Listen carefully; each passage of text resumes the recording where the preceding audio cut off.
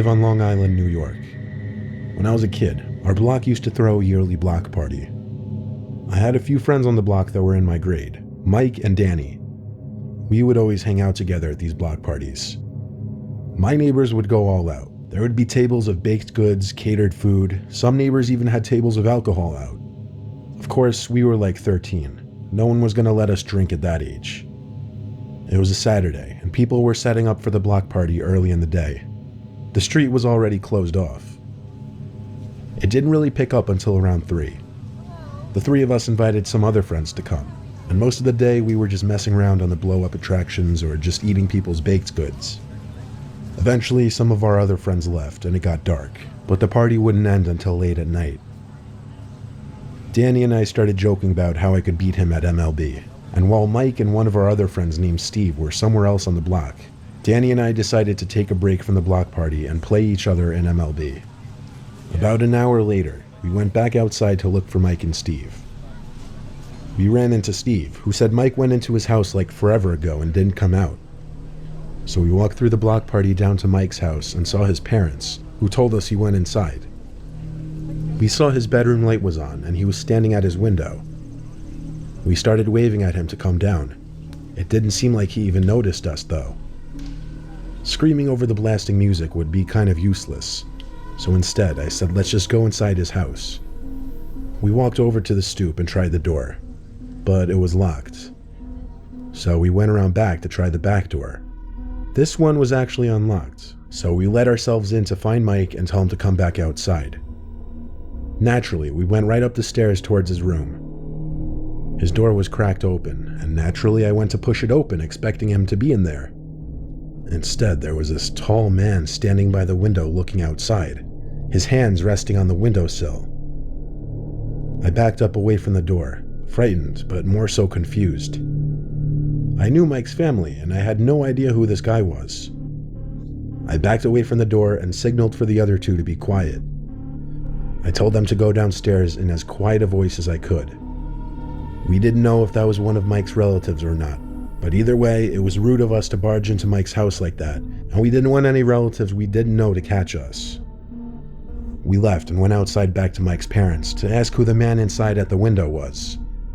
They looked up at the window of their son's bedroom, and Mike's mom let out a short scream, followed by his dad running towards the house to unlock the front door. We watched as the man standing at the window turned and disappeared, as we stood there waiting in anticipation. A crowd started to form, and it became a scene as people were asking what was going on. 5 minutes later, Mike and his dad came outside to the crowd. He had already called the cops. Mike was apparently hiding in his closet after he saw a random man from his room walking up the stairs. The block party was shut down early, and the cops pulled up briefly. They searched the house with Mike's dad, but couldn't find a man anywhere. I remember going home that night scared shitless, and I could only imagine at the time how scared Mike must have been. I woke up in the middle of the night and my mouth was really dry, so I went downstairs to get some ice water. As I shut the fridge, I noticed something through the curtain in the kitchen. There's a light on the side of the house above the kitchen window that stays on all night, and it was exposing some shadow that wasn't usually there, shaped like a person. I knew better than to lift that curtain. I went straight to my parents' room and woke my dad up, who heard about the event that took place earlier down the street. He came down to look, but when we got to the kitchen, the shadow outside the window was gone, which confirmed it was a person. My dad went outside to run around the property real quick, finding no one. I don't know if he fully took me seriously and believed I saw a shadow, because for some reason he didn't want to call the cops. I like to think I'm pretty sure that was the same man outside the window that night. What were the chances there could be such a coincidence that same night? I slept with one eye open that night.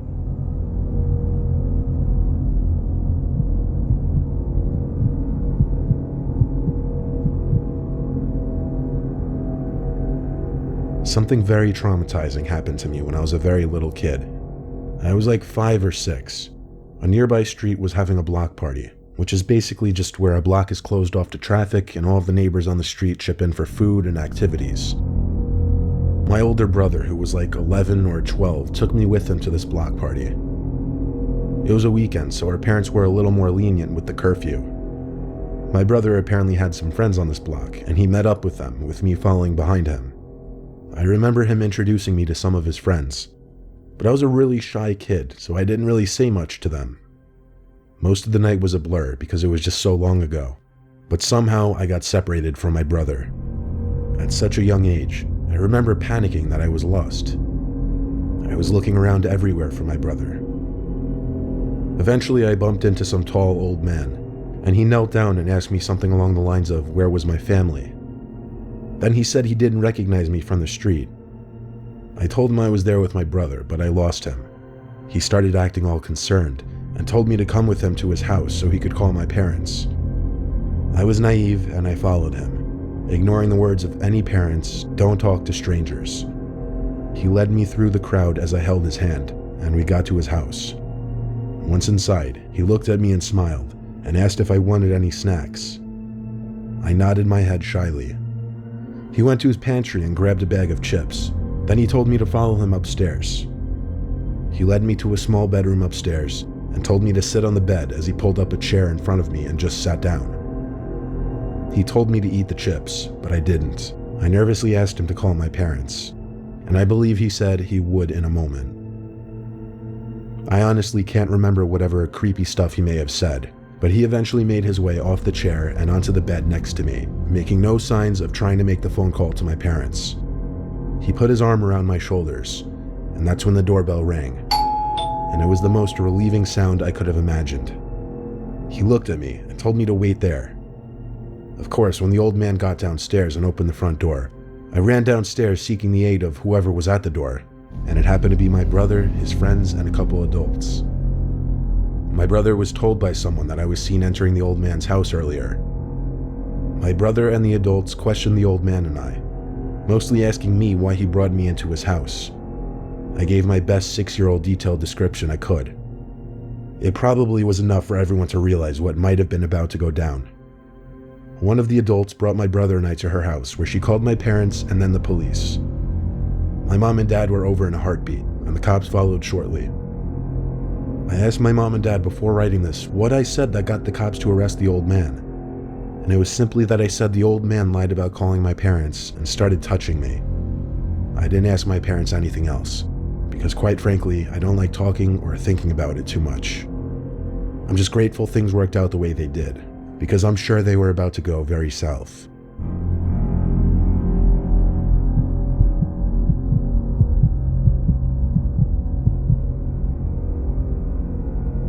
My block had a block party in 2017. It was the first and only one ever to date. Our block sits right in front of a small section of woods, so woods connect my and some of my neighbors' yards. During the block party, some of us started getting bored because it was mostly catered to the younger kids of the block. But there was this one creepy, shady guy walking around the block. He had some big can-like thing in his hands, and he kept spouting gibberish to people. Eventually, he came up to my friends and I and started saying the most random shit that honestly wasn't even coherent. We just walked away, assuming he was on drugs. Pretty soon after, 5 of my neighbors and I were down to play a game of manhunt with the field of play ranging from one house across the block party to the woods behind the houses across the street. I was on Jess and Kenny's team. We started in my backyard. The rule was we all had to hide in different places. So I told them I'd hide in the woods and try to sneak my way around the houses through the woods, and I suggested different hiding spots for them. I waited in the woods for a while, expecting to see someone from the other team enter my backyard. Eventually, one of them snuck into the yard, and that's when I thought it was safe to start migrating. As I moved along, I started noticing some paint-like marks on a bunch of trees. They appeared to be big red X's, and in that immediate area, just about every big tree had an X painted on it. I heard screaming from the yard in front of me, meaning someone from the other team was chasing Kenny, so I ducked down and held position for a few. As I was idle in that position, I started hearing footsteps deeper in the woods. Then I heard a spraying-like sound. But the noise stopped before I could even turn around. I realized there was someone standing over there, deeper in the woods. The lights from the nearby houses was just enough to see him. He was looking at me. Apparently he stopped what he was doing when he spotted me.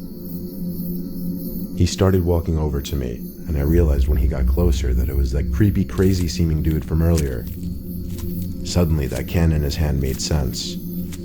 When he was like 10 feet away, he started speaking. He kept saying, "X marks the spot, X marks the spot." I told him to fuck off as I turned and ran back to my backyard. No one was back there anymore, so I ran to find my friends in the block party and told them the game was off and explained what I just witnessed. So all 6 of us together marched back to the woods behind my backyard, and we started looking for him. He was nowhere to be found, but I did show my friends all the red X's he sprayed on the trees. I showed it to my dad later in the night when the block party was over. He told me there's nothing we could really do about it, and to just get a good night's rest. That night I had a bad dream. It was about that creepy man from the woods. In this dream, he would just keep chasing me through the woods as I heard his creepy voice saying X marks the spot.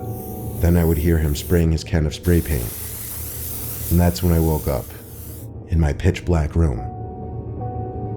I looked at the clock and it was only like 1 or 2 in the morning. Then, on the other side of my window, right above my bed, there was someone talking. My whole body jumped. I looked out the window, and there was a big red X painted right in the center of it. And behind that was the crazy man with the can. Though muffled, I heard him saying X marks the spot over and over, and he stood there looking down at me in my bed. Then he started hitting my window with his elbow, clearly trying to break it. I ran to get my dad, who's a huge burly dude. He looked out my window and saw the nut job still hitting the glass, which had yet to crack surprisingly. My dad started yelling taunts at the man, like he better be ready for an ass beating. Then my dad ran out of the room for the front door. I think it worked in scaring that whack job off because he stopped what he was doing and ran away. When my dad got to my window, I pointed him in the right direction and he ran off down the block. He was gone for a while. He didn't come back for like 10 minutes. He couldn't find the guy, but judging by the size of that crazy man, I know my dad could have pummeled him to the ground, and I wish I saw it happen. The story doesn't end there, however. The reason I decided to tell this story now in 2019 is because just a few days ago, there was a big red X drawn on our front door, as well as a bunch of trees in the woods in our backyard. 2 nights ago, I even heard footsteps passing my bedroom window at some odd hour in the night. We don't have cameras, but my dad is thinking about installing some now. If anything else happens, I will update.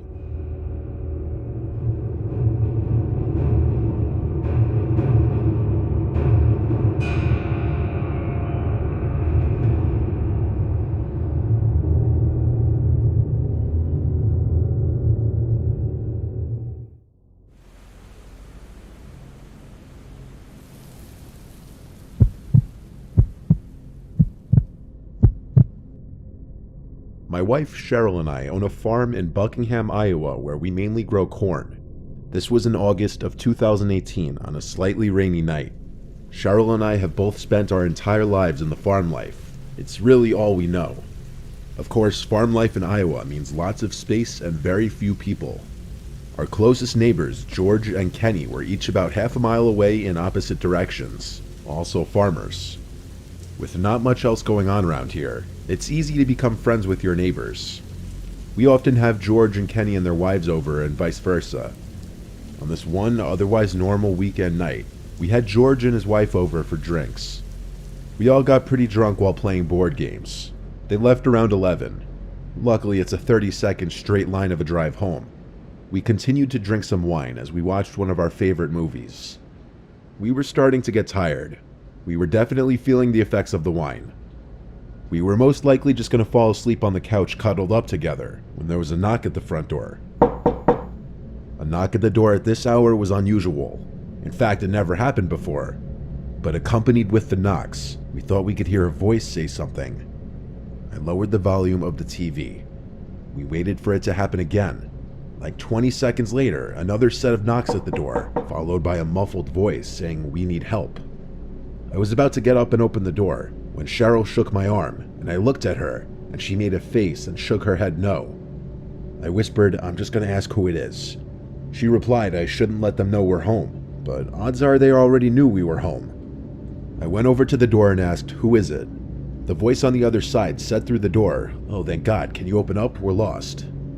I said, "Who's we?" And the voice said back, "My wife and I." I replied, "Can your wife say something?" There was a silence for a few seconds. I followed it up with, "Did you hear me?" The same voice said back, "Yeah, but she's not next to me right now."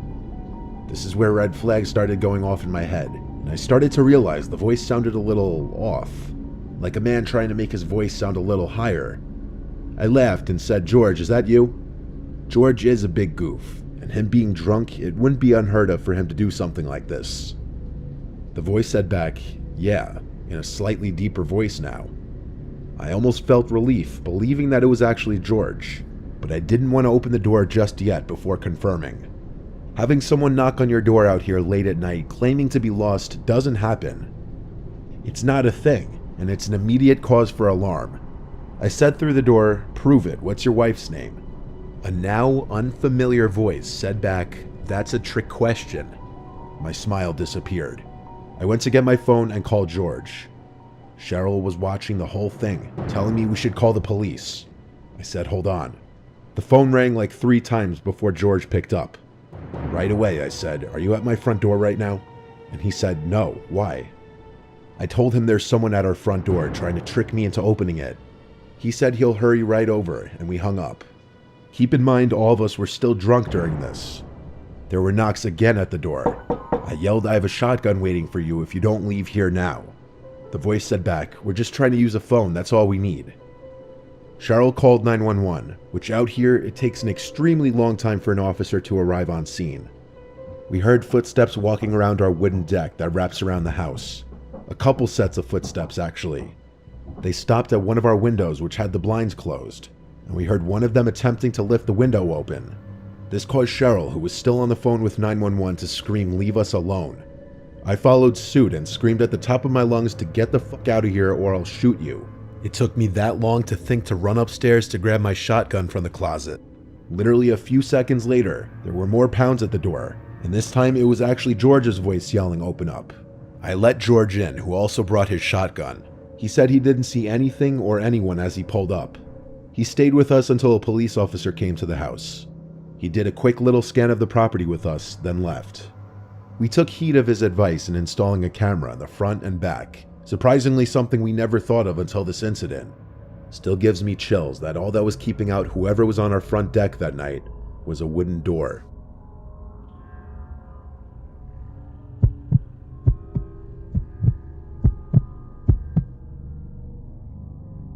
This story takes place at my grandparents' farm in the summer of 2018. I was alone one night since my grandparents were away.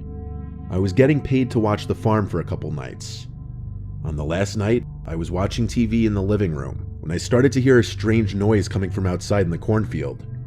At first, I shrugged it off because I figured it was most likely a deer. That was until I heard all the cows start mooing at the same time. Usually you would hear maybe one cow moo at a time, but when every single cow starts mooing, then something is wrong. Something or someone would have to startle them to make all the cows freak out like that. I was the only one at the farm, so it was of course my job to see what was going on. So I went to the closet to get a coat on and go outside, but just as I was about to go outside, I heard a very high-pitched cow scream.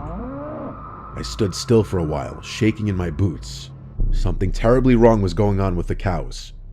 I quickly ran upstairs to my grandpa's room.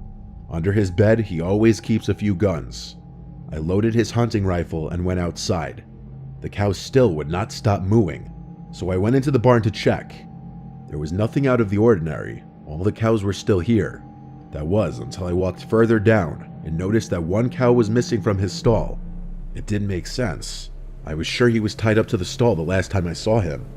Then I thought I could hear a cow make a high-pitched moo sound from the cornfield outside the barn. So I went outside, but while I was walking to the field, I swear I heard what sounded like people talking. I finally had enough of this. I fired 2 rounds into the air. Everything went silent. The cows were quiet, and I couldn't hear anything from the field. That was until I heard the footsteps in the field. I didn't know if I had the balls to go inside the cornfield, but I had to do it anyway. This is the exact reason farmers have guns, and I couldn't just hide inside the house with trespassers in the field. I started to walk into the crops, and I could hear many pairs of footsteps all beside me. I was getting even more freaked out as I continued to walk deeper into the field, and then I froze. Down one of the rows of corn, there was a person in all black standing a few feet away from me. I rose my gun up, telling him to get out of my field. I wasn't bluffing, I was ready to shoot, but he never moved. So I fired another round into the air to scare him off, but he still didn't move an inch. Then he actually started walking towards me with his arms slightly out, as if telling me to lower my weapon. I aimed my gun at him again, screaming at him to go away. And that's when I made the horrible realization that I was surrounded by people dressed in dark clothing, like at least 6 or 7 other people. That was only the people I could see, who knows if there were more. And as the one guy got closer, I realized something. He, along with the rest, were all wearing these creepy masks. The man stopped approaching me as I started stepping backwards. They all stood in silence for a moment. I cannot explain the fear that I was experiencing. I thought I was about to be killed. That was when they all started chanting something. I couldn't understand it, it sounded like a different language, but the chants almost sounded like a song, and I started wondering if they were about to perform some kind of sick ritual on me. That was when I took the opportunity to run as fast as I could down a few rows of corn. When I was out of breath, I stopped and fired about 6 rounds in their direction. I heard a bunch of footsteps and rustling crops going in the opposite direction. I finally scared them off. I ran back towards the direction of the farmhouse and stopped. I saw something on the ground, and what I saw has stuck with me, scarred me. There was a cow head sitting in the middle of a circle of candles. I wanted to yak, and as soon as I got back to the farmhouse, I did. I grabbed the house phone and called the police. I told the operator everything to the best of my ability. She said that an officer would be there soon. After I got off the phone with the police, I called my parents explaining the situation and asked them to come pick me up. My dad said he'd be there in an hour. I sat upstairs in my grandpa's room, shaking and crying at the same time, waiting for what felt like an eternity, until I finally heard a police car outside. I ran outside to the officer and never felt happier in my life. I told everything to the officer. He searched the barn and then a little bit of the cornfield, and he found the cow head. He called up a search team after that, as this was now an active crime scene. When my parents arrived, I, along with the first officer, had a talk with them about everything that happened. Thankfully, my parents took me home after that. My grandparents took this very seriously, of course, and installed a high-tech security camera system all over the farm. Who knows what kind of group that was, but clearly they were doing some kind of animal sacrifice ritual or something. I just happened to be the unlucky one home alone on the farm they chose to do it at.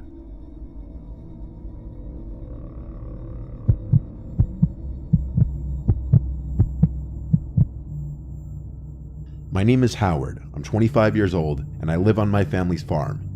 I help take care of it when my parents are out of town. It's just a little family farm, not a commercial farm or anything like that. My parents want me to take it over when they're too old to take care of it anymore, as I'm the oldest of 3 and the only son.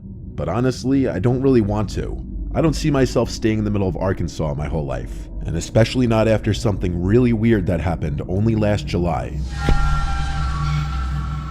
My parents were on a romantic trip for a week, and so it was my 2 sisters Crystal and Morgan and I taking care of the property while they were gone.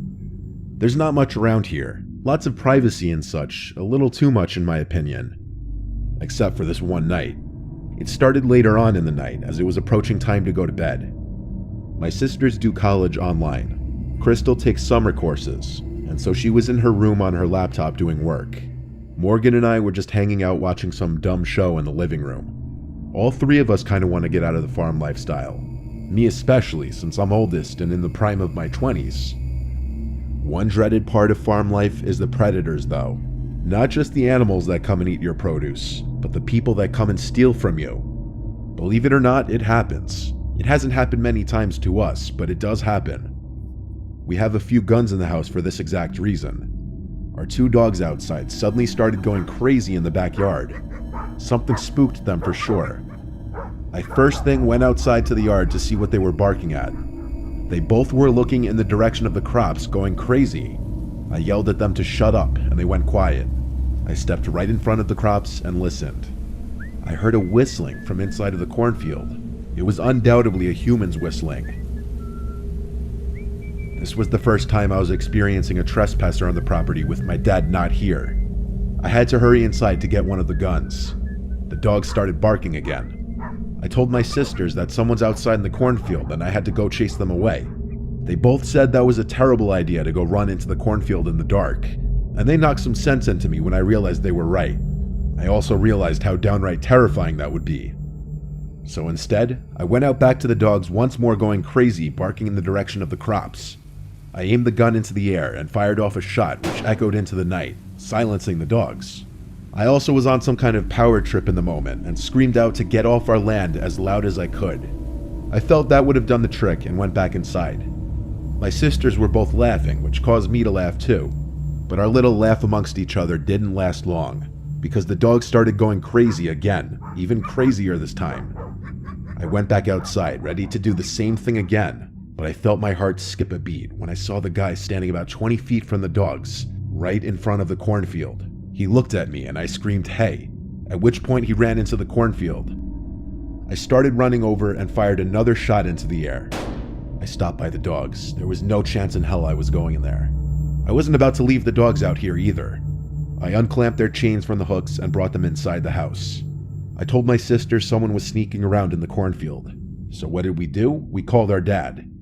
He told me I had to be the man of the house and protect my sisters. He recommended I fire another warning shot outside if whoever it was came back. After this, we all just gradually went to our respective rooms. My sisters each brought one of the dogs in their rooms and I brought the gun in my room, just because we were all a little spooked by this. I had the window open, and as I was laying in bed watching a movie on my laptop, I heard a whistling from outside. I hurried to the window and looked out to see someone slowly walking in the grass.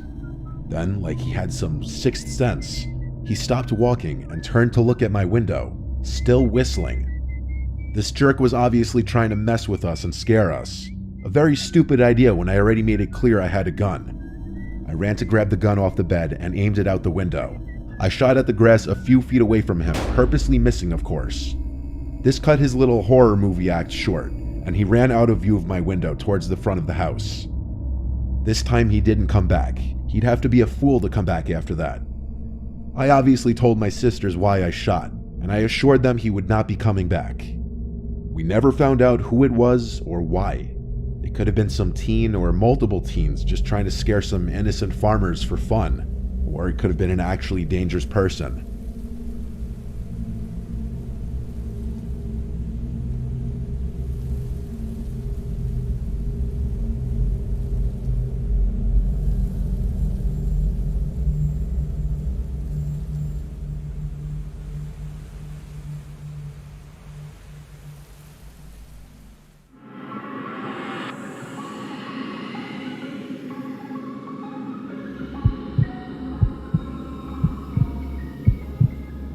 Remember Chuck E. Cheese? That old arcade with the singing animatronics? Of course you do. I just found out they went bankrupt recently. It made me think back to my horrible experience there as a very little kid. I was no older than 8 or 9. It was like my third and last time ever at a Chuck E. Cheese. This specific location closed down years ago, but it used to be basically down the street from our old house. My mom took my little brother and I, and she let us roam free and do our own thing and play the games, while she sat at one of the tables reading like most of the other parents. I was playing this clown game where you had to shoot the clown's teeth out with this little cannonball shooter. I was playing the games that would get me the most tickets for the prizes. I finished the game again, and the tickets shot out from the ticket slot. That's when I felt a tap on my shoulder. I turned and jumped in my seat. I was greeted with a giant Chuck E. Cheese mascot in my face. He held out his hand for a high five, and naturally I gave him his high five with a smile. He then pointed at the tickets and gave me a thumbs up. I think I just continued laughing and smiling and said, "Yeah." Then he pointed at the tickets once more and motioned for me to follow him. So I ripped the tickets from the slot and followed the giant mascot. As we walked across the main floor, a couple other kids around like 6 came up to him saying, "Hey Chucky," and he gave them both high fives. I kept following him. wondering if he'd tell the other kids to follow, but he didn't. He would turn back every few seconds to make sure I was still following. Finally, we made it across the main floor by the stage towards this back area, where he waved me to follow him through this employees-only door. From what I remember about how I was feeling, let's just say a combination of weird and excited. We entered this narrow hallway, and I felt kind of special for being allowed access back here. Keep in mind, I had the mind and maturity of a very young child. The mascot led me to this back room where he motioned for me to enter first, so I did. It was this small changing room type of room. It had a few lockers on one wall and one long bench extending half the length of the room. That was it. He entered the room and shut the door behind us, and I noticed he locked it. That's when I became confused and afraid. I thought he was taking me to get a bunch of free tickets. What could he possibly do in this empty room with me? He approached me, put his furry mascot hand on my shoulder, and then started rubbing from my shoulder to my arm. Then he seemed as though he tried to reach lower with both of his hands, and I pushed him off and yelled, "Stop." That's when the person in the suit lifted the mask off his head, revealing some sweaty, middle-aged man underneath. He started to remove the rest of the costume from himself as he told me to be quiet. I sat there watching, shaking, and plotting my way for the door. When I thought he was distracted enough by the suit, I tried to run past him for the door, but he grabbed me and told me to stop. He offered me all the free tickets I wanted if I just behaved. I started to yell and pound on the door. He tried to cover my mouth, but I think he gave up when he realized it wasn't worth the risk for him. I unlocked the door and ran back down the hall in tears. I ran back to my mom, yelling at her about what just happened. She was distraught and went right to the front desk. The girl at the front desk seemed to be in a panic as well, and I think she called for her supervisor. Pretty soon, all the music was stopped and the place was put into a lockdown of sorts, where all the kids were to go to their parents. A bunch of workers ran to the back section, and eventually police showed up outside. I had to give my whole story to a crowd of like 6 people, and I was extremely nervous. The man in the Chucky suit was some random creep who snuck into the back section of the building to dress in one of the suits and apparently lure children to the back. Realizing and looking back at that now as a grown adult is disturbing and disgusting, that I was the victim of a predator. I never found out if that monster was caught.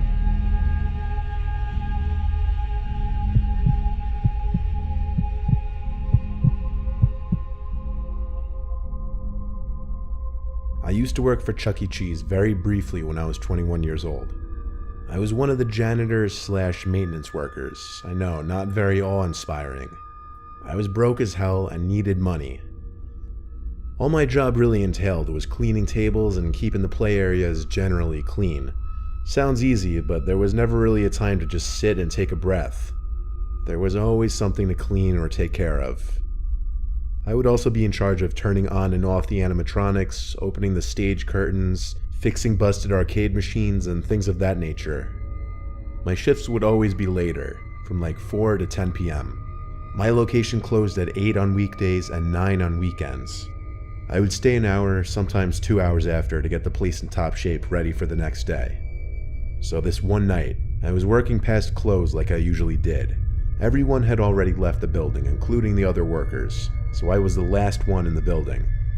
I was dragging my cleaning cart around the arcade area.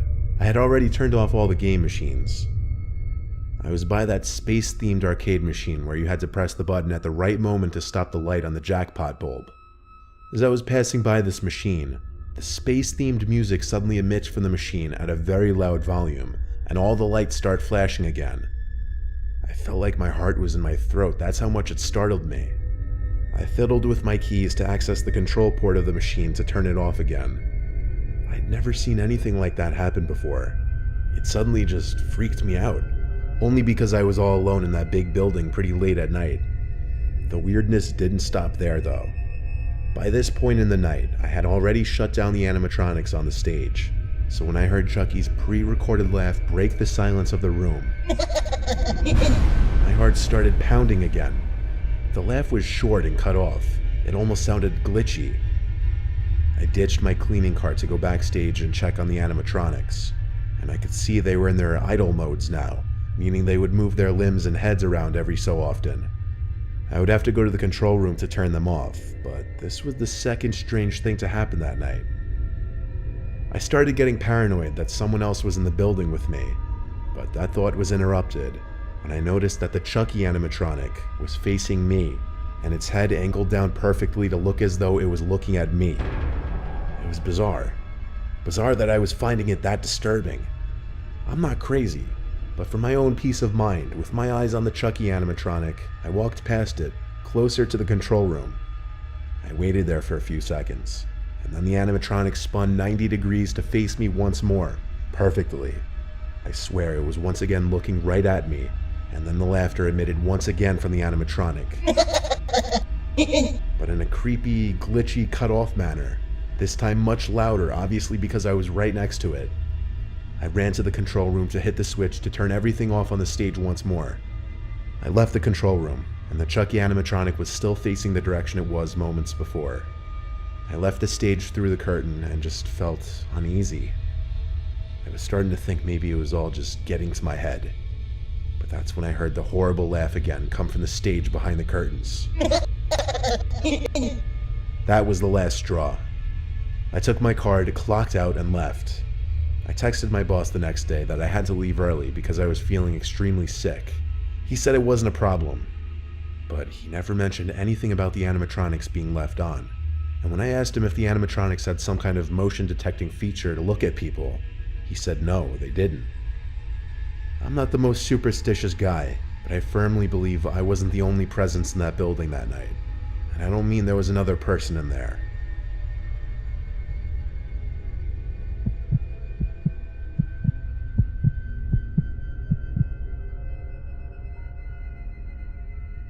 This is a story from my childhood that I don't like to look back on too much.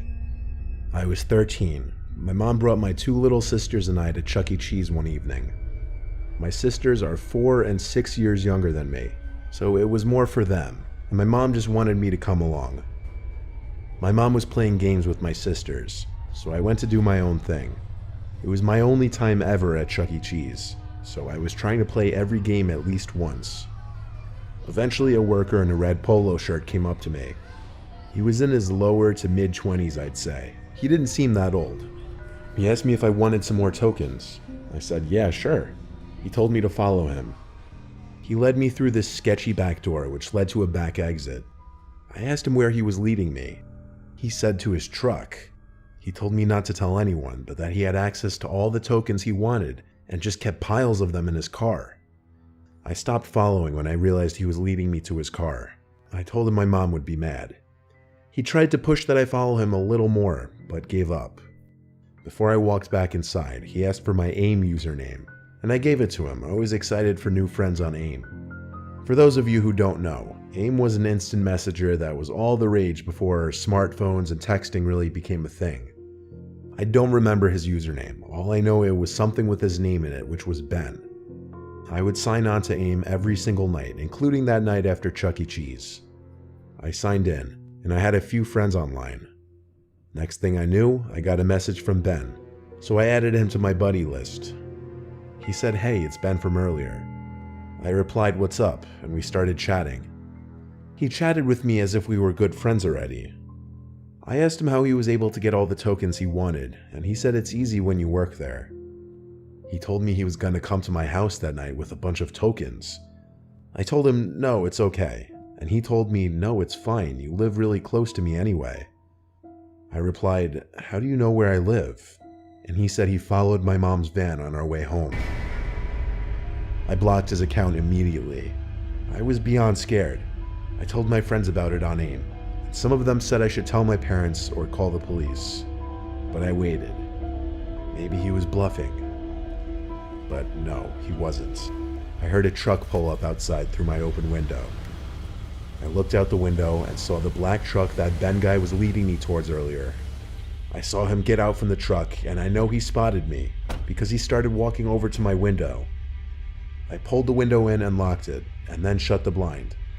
By that point, he was already halfway to my window, and he was waving his arms at me.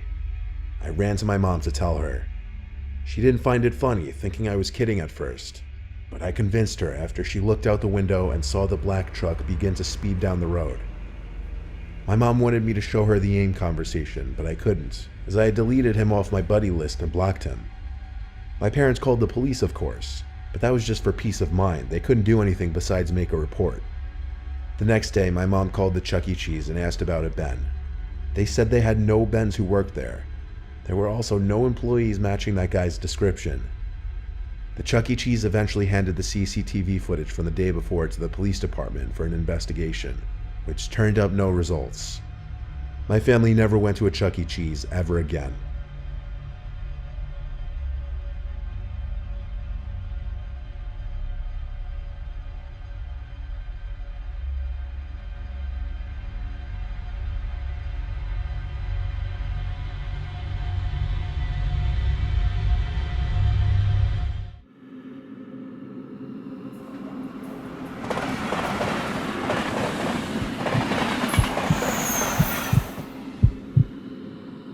Hopefully I don't dox myself by writing this, but I'm a graffiti artist, or as some might see it, a delinquent. I'm fine with either title. Point is, I like to spray paint and I'm decent with a can in my hand. The tagging community is atrocious. People aren't friendly and there's no respect between artists. Because of this, I've adopted a much more inconspicuous routine. I like tagging up quieter spots where my art likely won't be seen by other artists or the general public.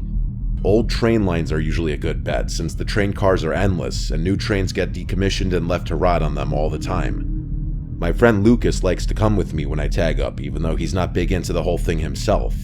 I welcome the company. Some people don't understand the importance of a good friend, and I think that's sad. Most of my other friends don't seem to respect my time or interests as much as he seems to.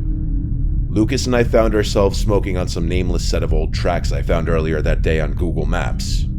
I'm not a big stoner myself, but he smokes a lot of weed, so I often indulge to match his vibe. It wasn't that late, maybe a little past 10 p.m. We finished a J and talked as we walked alongside the old, rusty freight train. Oddly enough, there wasn't a single tag on the entire train. It must have been recently moved here, I thought, excited that I'd get first dibs on such a good surface. I tossed Lucas a can for him to mess around with, and I started doing my own thing. About 5 minutes later, I finished my first tag. I admired it for a bit before moving to the next car, then the next. About 15 minutes and 2 paint cans later, I had 3 decent tags up adjacent to one another, and I was pretty proud of myself for how they looked in combination with each other. Sorry in advance if this offends anyone, but I tend to discard my empty cans wherever they go dry. So I flung them back the way we had come, enjoying the satisfying clattering sound a ball bearing makes when bouncing around the inside of an empty can. I then caught up with Lucas, who had seemingly rolled and lit another joint, neglecting the paint I had given him. For context, the reason I'm not a big stoner is because I started getting unbearable anxiety highs much more frequently, maybe 90% of the time. In hindsight, smoking 2 J's with Lucas was a borderline detrimental decision. After all, we were doing something illegal, which was already pretty anxiety-inducing. I smoked the second joint anyway, confident that I'd be okay. As soon as the final sparks floated off the J, that's when we heard it. A muffled clang from somewhere behind us rang out into the night. The two of us froze and stared into the darkness. I could feel droplets of sweat forming around my neck as adrenaline began coursing through me. I couldn't tell if the sound had come from outside of the train or from inside one of the cars. It was hard to tell which option was worse. We waited for a full minute in silence, and nothing. That's when I whipped out my phone and recorded this video. Bro, what the fuck was that? No way, bro. You fucking heard that? I heard that shit, bro. What the fuck? No, bro. Ah, fuck. As the video shows, whoever made that noise picked up one of my empty paint cans and threw it at us, before chasing and shouting at us. You can't really see the paint can in the video, but I swear to you, that's what the first sound was. As we frantically made our escape, whoever was behind us yelled, "You better not trip, boy." A few seconds later, an actual gunshot sounded off behind us, almost causing Lucas to trip and fall. It startled me so much that my finger slipped off the record button on Snapchat and the video cut out. We bolted down the tracks until they intersected a main road and didn't stop running until we were a safe distance away. I don't think I've ever been more terrified in my entire life. It didn't help that I was stoned out of my mind. My hands were literally shaking. So were Lucas's. We found our way back to the car and drove home in silence. What was I supposed to do? Call the police? I was literally breaking the law. That wasn't an option. The story doesn't end there, though. I actually went back to those tracks a few weeks later, but this time during the day and equipped with my trusty Glock 17. To my surprise, the train was still there. Despite that, there was a pretty glaring difference this time around. In the 3 spots where my tags had previously been were now ugly blotches of red paint. Someone had deliberately covered my work. Quietly, I kept investigating and eventually came to a train car with its door wide open. I took a look inside, and it was bizarre. The train car was completely empty, except for a chair in the direct center and what looked like ropes and chains scattered about. Some of the ropes were wrapped around the legs of the chair, and others were just lying on the floor. The weirdest part was the smell, though. The whole car smelled like bleach. If you closed your eyes, you would have guessed you were in a cleaning supply closet. I can't overstate the smell, though. It literally smelled like the whole train car had been doused in bleach. I went to take a picture of the scene when I thought I heard a metal clang somewhere further down the train. I could have imagined it, but I wasn't taking any chances. That was enough for me. I was out of there as quickly as I had come. I've told so many people this story, and none of them could rationalize that psycho's actions in a way that makes sense. I doubt a homeless person would be able to get their hands on a gun, but I can't fathom why someone other than a homeless person would respond so aggressively, and why they decided to cover up my tags is another mystery. I think the most disturbing aspect of this whole thing was the chair in the middle of the train car. I really want to go back to those tracks just to take a picture of what I saw, but I haven't worked up the courage to. I have no idea if whoever was there that night was really shooting to kill us or just trying to scare us. But sometimes, late at night, when it's just me and my thoughts, I can still hear that shot ringing in my ears.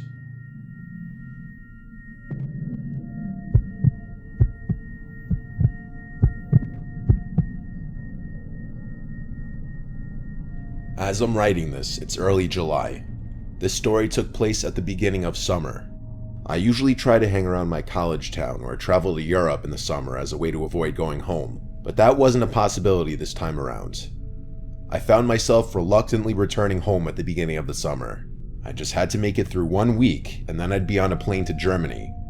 I didn't really feel like seeing any of my old friends, but I wasn't too keen on staying home either, so I found myself waking up early and spending my entire days hiking, watching movies, or even just driving around aimlessly. It was my last day home. I was getting bored of the stuff I had been doing and wanted to do something a little more exciting. My friends and I used to train hop, one of the many unruly activities that I had since cut out of my life.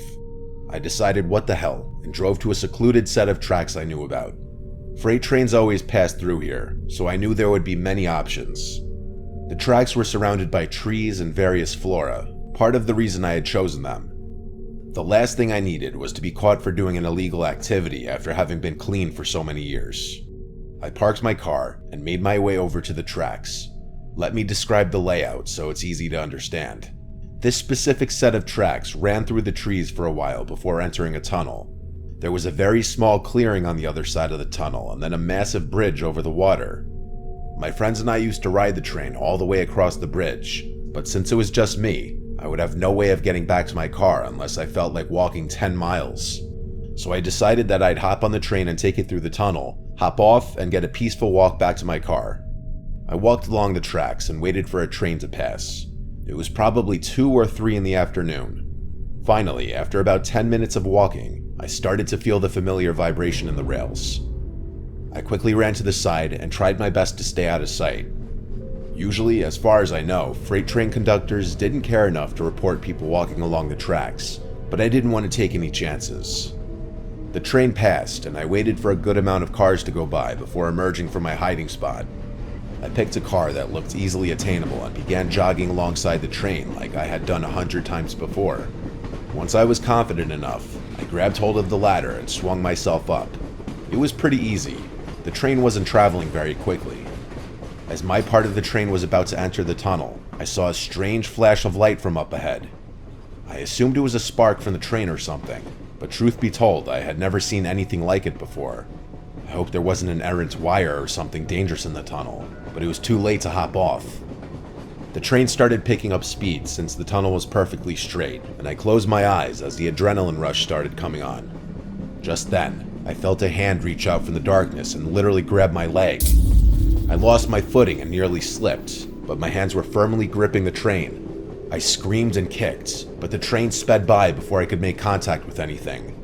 Before I could even comprehend what just happened, I felt another hand slap against my leg. I screamed again before scrambling up the ladder, hopefully out of reach. My heart was racing. What the hell just happened? The train exited the tunnel, and I hopped off without thinking. I waited for the train to completely pass and watched it chug over the bridge. I remember pacing back and forth in the little clearing, thinking about what just happened. Like, were there really people in the tunnel, and what could they possibly be doing there? Why the hell would they try to drag me down? All of these thoughts and more were racing through my mind when a stark realization struck me in the face. The only way back to my car was through the tunnel. There was absolutely no chance in hell I was walking back through that tunnel with those people in there, especially since they'd be able to see my silhouette and I'd be walking through darkness. I sat on the ground for what felt like forever. There was no other option. I couldn't walk across the bridge without risking my life. A train could come along at any second and the bridge was too long. I considered calling someone to come rescue me, but I wasn't even sure if they'd be able to do anything. Police weren't an option. I was breaking the law just being here. I had no choice. I picked up a rock and started making my way through the tunnel. There were 2 people in there, which I knew for a fact, but there could have been more. I had no idea. I got about halfway to the point where I felt the second set of hands when I heard something. A faint clicking was coming from somewhere in the tunnel. It sounded like a human clicking their tongue, but it could have been made by a machine. It was honestly hard to tell. I froze and thought to myself, continuing to walk this tunnel was a death sentence. I felt a rush of confidence and pulled out my phone. "You better stay back or I'll shoot," I threatened, my words echoing off the tunnel walls. There was a moment of silence. The clicking stopped as quickly as it had begun.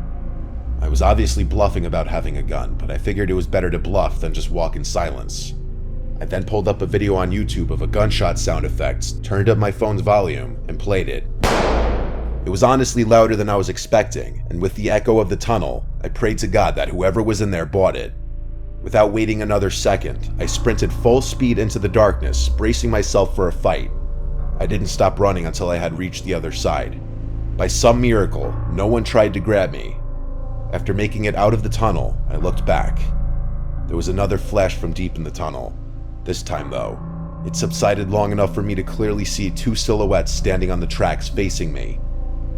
That was it for me. I turned to leave, but as I was jogging away, the nastiest screech I've ever heard emanated from the tunnel. It sounded barbaric, definitely human, but far from normal. I don't plan on ever train hopping again.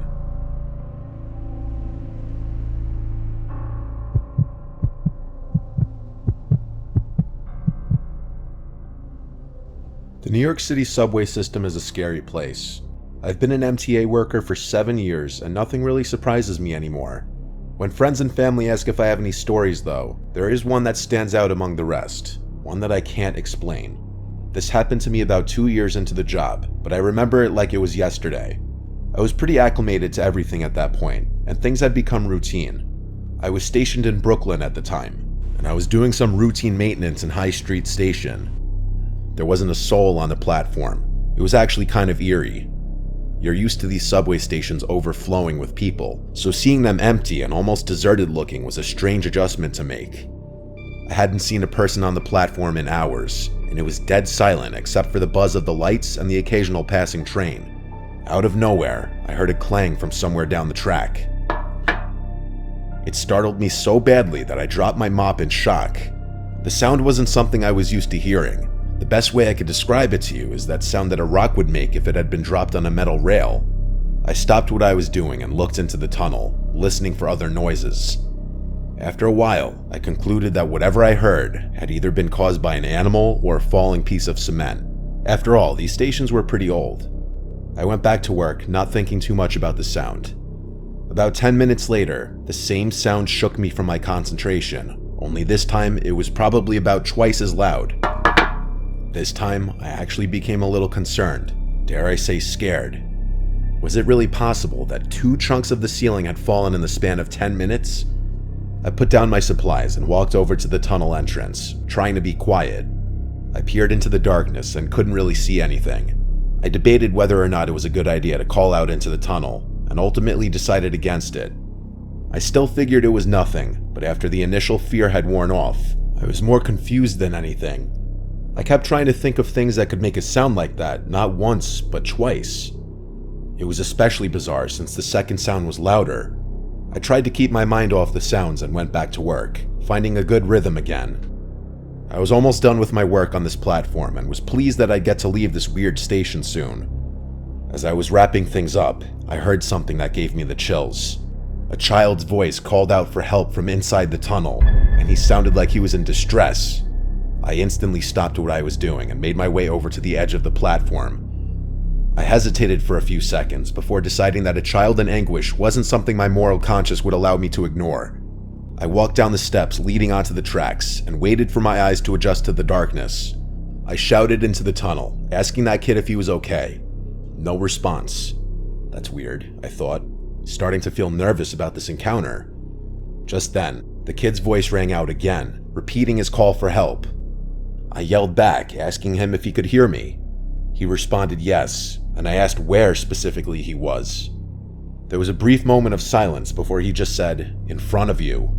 Just keep walking." I really didn't want to, but couldn't just leave some helpless kid all alone on those tracks. It was dangerous. I began walking forward when something dawned on me. I yelled into the darkness one more time, this time asking the kid what was wrong. An uncomfortable pause again before the kid responded, "Just keep walking." I didn't like that. This whole thing was off. My eyes finally adjusted to the darkness, and I was able to slightly make out what was in front of me. There actually was what looked like the shadow of a kid just up the tracks, but there was something else that almost made me scream in fear. Another shadow, this one much taller, obviously an adult. My blood ran cold, and I stopped in place. This wasn't happening to me. As slowly as I could, I turned around and made my way back to the platform. Luckily, I wasn't chased on the way back. The kid shouted, "Wait, where are you going?" once I reached the platform, but I wasn't sticking around another second. I made my way up the stairs and called the police as soon as I got cell service. I told them everything, and police were swarming the platform in a matter of minutes. I waited to see what they turned up. After about 20 minutes of searching, they did find something chilling. There was a single kid's shoe just lying in the tunnel, which the police hypothesized could have signified a struggle. After hours more of searching and scouring every available database for missing children, we were told we'd receive a call if anything ever came up. It was concluded that whoever had been down there, though, had hidden somewhere in the tunnels. I have no idea what to think of this experience. This is the best theory I can come up with. Some psycho kidnapped a child and forced him to yell for help in an attempt to lure some unsuspecting Good Samaritan into a trap. Or hell, maybe it's their own kid who they're raising to also be a psycho. I can't think of any other reasonable explanation besides this one, but if I'm right, I can only imagine what that kid must be going through.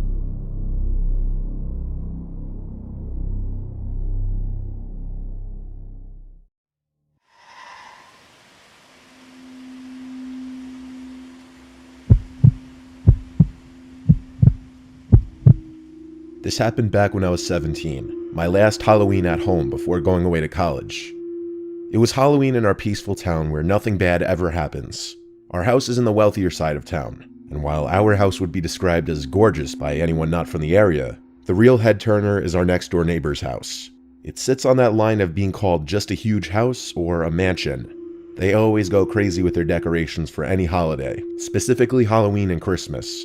This one year was no exception. By October 1st, they already had all their crazy decorations out. Some houses go the cute and innocently spooky route, like with smiling ghosts and blow-up decorations. But our neighbors go the actual scary route, with the fake graves, fake bloody body bags, actually scary-looking fake corpses, etc. It actually draws a lot of attention. People know to drive by and take videos, so it's never uncommon to see cars just sitting in front of their house in the middle of the street from time to time.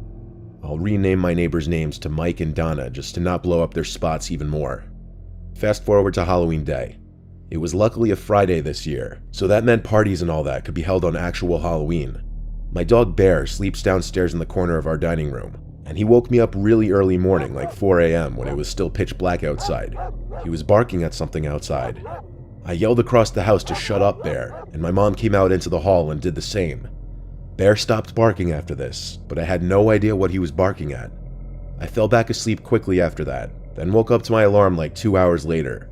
So I started getting ready for school as my dad was leaving for work, and as he stepped out onto the front deck, he came back in and got mad at me and said, "Damn it, Zach, clean up the dog shit." He thought I let our dog crap in the front of the house for some reason. I told him I definitely didn't though. He was in a hurry, so he left without more arguing. Next up, it was my turn to leave for school, and as I left the house, I got a whiff of something kind of unpleasant. I now knew what my dad was talking about. I didn't see any dog crap anywhere though. Later when I got home around 2, I still smelled that smell.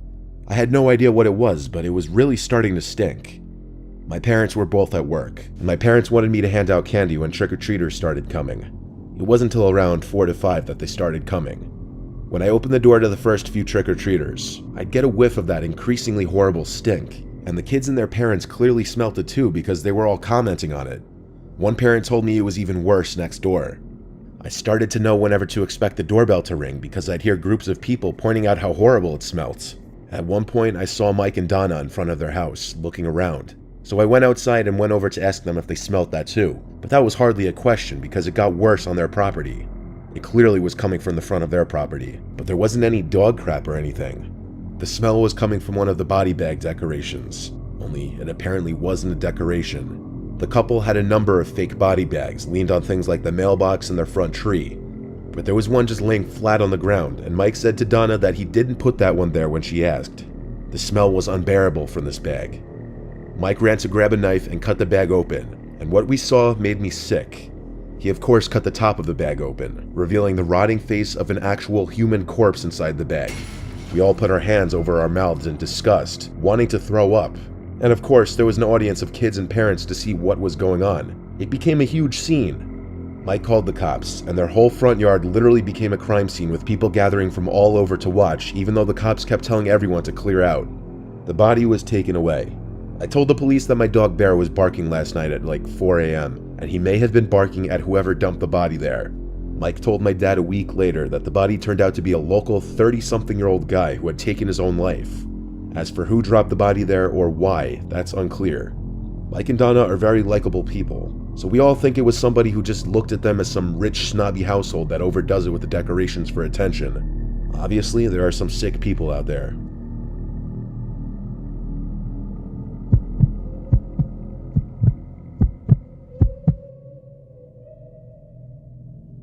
I'm a single 24-year-old female living alone in my grandma's house. The house was basically left to me after she passed away because my mom didn't want to sell it and she also doesn't want to move out of her house. So I get to stay in my grandma's house alone. This was last year Halloween, my first one living in the house alone. I considered just leaving a bowl of candies on the stoop, but I figured that was not the best way to associate a friendly face to the house that I was new to living in. The day went pretty normally.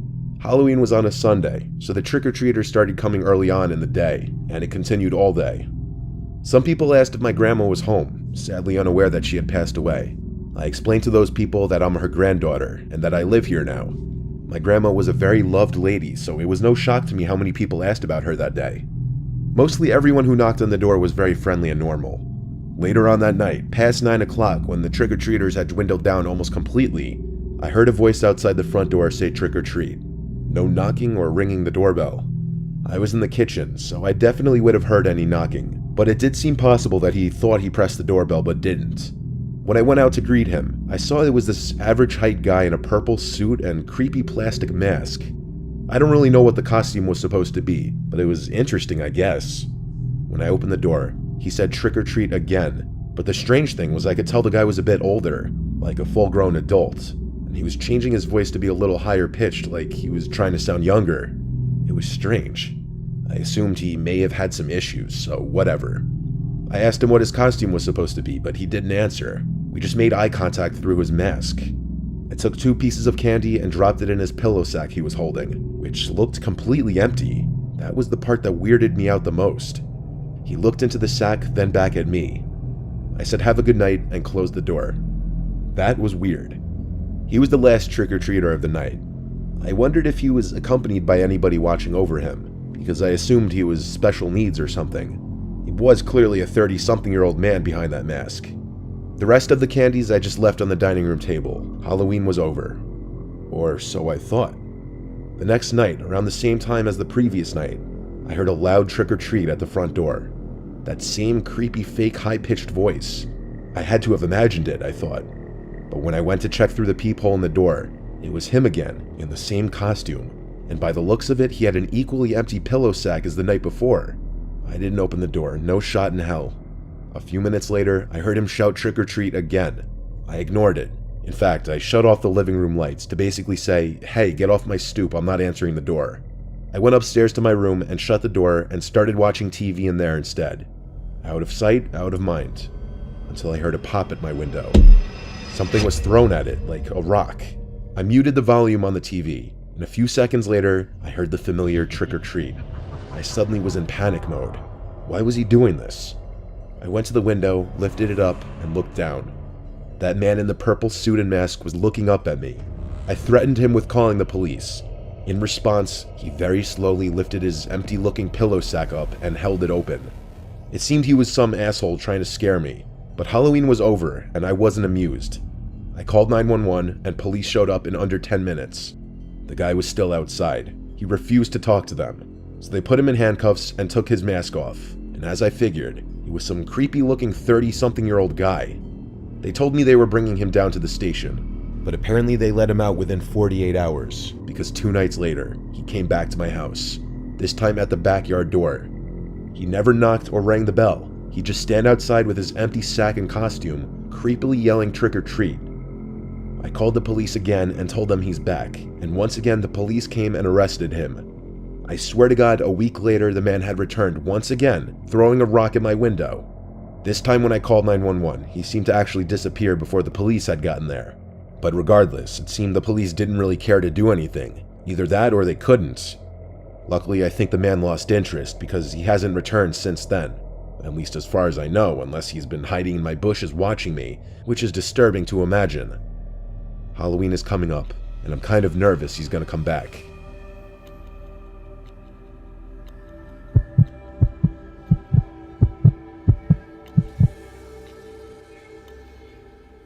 I was 10 years old in 5th grade. I was planning on going trick-or-treating with my friend Jordan. We already knew the route we were gonna take. It was the first year that we were being allowed to trick-or-treat alone. My mom gave us big bags for candy. It was a weekend night, so we could luckily stay out later. We did some day trick-or-treating, and after about 2 hours, we went back to my house and took a break. My parents ordered Chinese food for dinner. Jordan stayed for dinner. Then around like 7 or 8, we went back out for some night trick-or-treating. My parents wanted us to stay close. We obviously said yes to that, but we kind of strayed off a different, further away route that we knew less kids would go down. Everything was going as normal. Less houses would open their doors after dark, we noticed though. But there were still some kids out trick-or-treating since it was the weekend. One house we got to, we rang the bell, and within like 10 seconds, as if he were waiting by the door, a man opened up. Looking back, he was a bald man, looked like he was 45, and had a small gap between his 2 front teeth that we noticed when he smiled as he opened the door. He was overly friendly from the start, complimenting our costumes, trying to ask us where we're from, and just being overly conversational. We just wanted candy. He eventually said he has the candy inside if we want to come in for a second, followed with he wanted to show us this cool Halloween decoration he had inside. He described it as some talking skeleton trapped in a cage begging to be let out. Jordan and I weren't comfortable going inside this man's house though, obviously. When we said that in not so many words, he said he understood, and asked if we wanted to come in real quick just to pick out the candies that we wanted. We said it's fine, he could just give us whatever. He tried to insist one more time, and we said no, and he said no worries, then went inside to grab us some random candies. They were these chewy candies wrapped in see-through wrappers. We thanked him and left. As we walked away from his front door, we noticed he didn't close the door. He just watched us as we left. We walked away from his house down the sidewalk, and after another glance back, we now noticed he was walking in front of his house slowly with his hands on his hips. We considered running away, but there were other people down the block, so nothing would happen most likely. We just skipped the next house and went to the house 2 doors down. A woman answered, and we told her about the creepy man 2 doors down. She said she didn't know him at all, but that we should tell our parents when we get home. We ran into these 2 kids going in the direction of the creepy man's house, and we stopped them and warned them not to go there, and their reaction said it all. They already went to his house too, and had the same exact thing happen to them. They looked to be our age as well. We asked what candy he gave them, and it turned out to be the same candies. They already threw theirs away, so we dug into our bags, found them, and threw them away as well. If anybody would be sus enough to lace candies, it would be a guy like that. We wondered what exactly that man was trying to do if we were to have actually entered his house. Like, was he actually just innocently trying to show us something, or did he have other intentions? Our question was answered the next day, because that man ended up on the news for attempting to lure kids into his house, claiming he had a new puppy. It seemed his story changed for different kids, possibly based on their ages. Thank God it sounded like everyone was smart enough to not enter the man's house.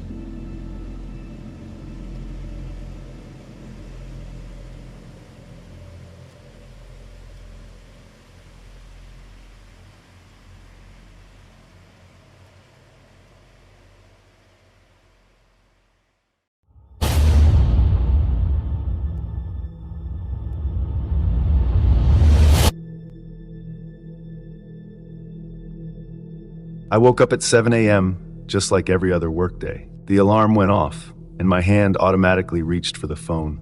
I swiped up to unlock it, still feeling groggy, not quite ready to leave the warmth of my bed. Instead of getting up to check myself in the mirror, I opened my camera app, lazily trying to spot any new pimples. It was easier than walking over to the bathroom. As soon as the camera app opened, I noticed something unusual. In the bottom left corner of the screen, there was a video thumbnail that I didn't remember ever taking. My heart rate sped up a little, but I didn't think too much of it at first. Maybe I had accidentally recorded something? I knew I hadn't used the camera in 3 days, and I distinctly remembered the last photo I'd taken. But I tapped the video, curious to see what it was. The moment it began to play, I felt like my world shifted. My hands tightened around the phone. It showed someone entering my room. This person walked quietly, as if they had all the time in the world, right up to my bed.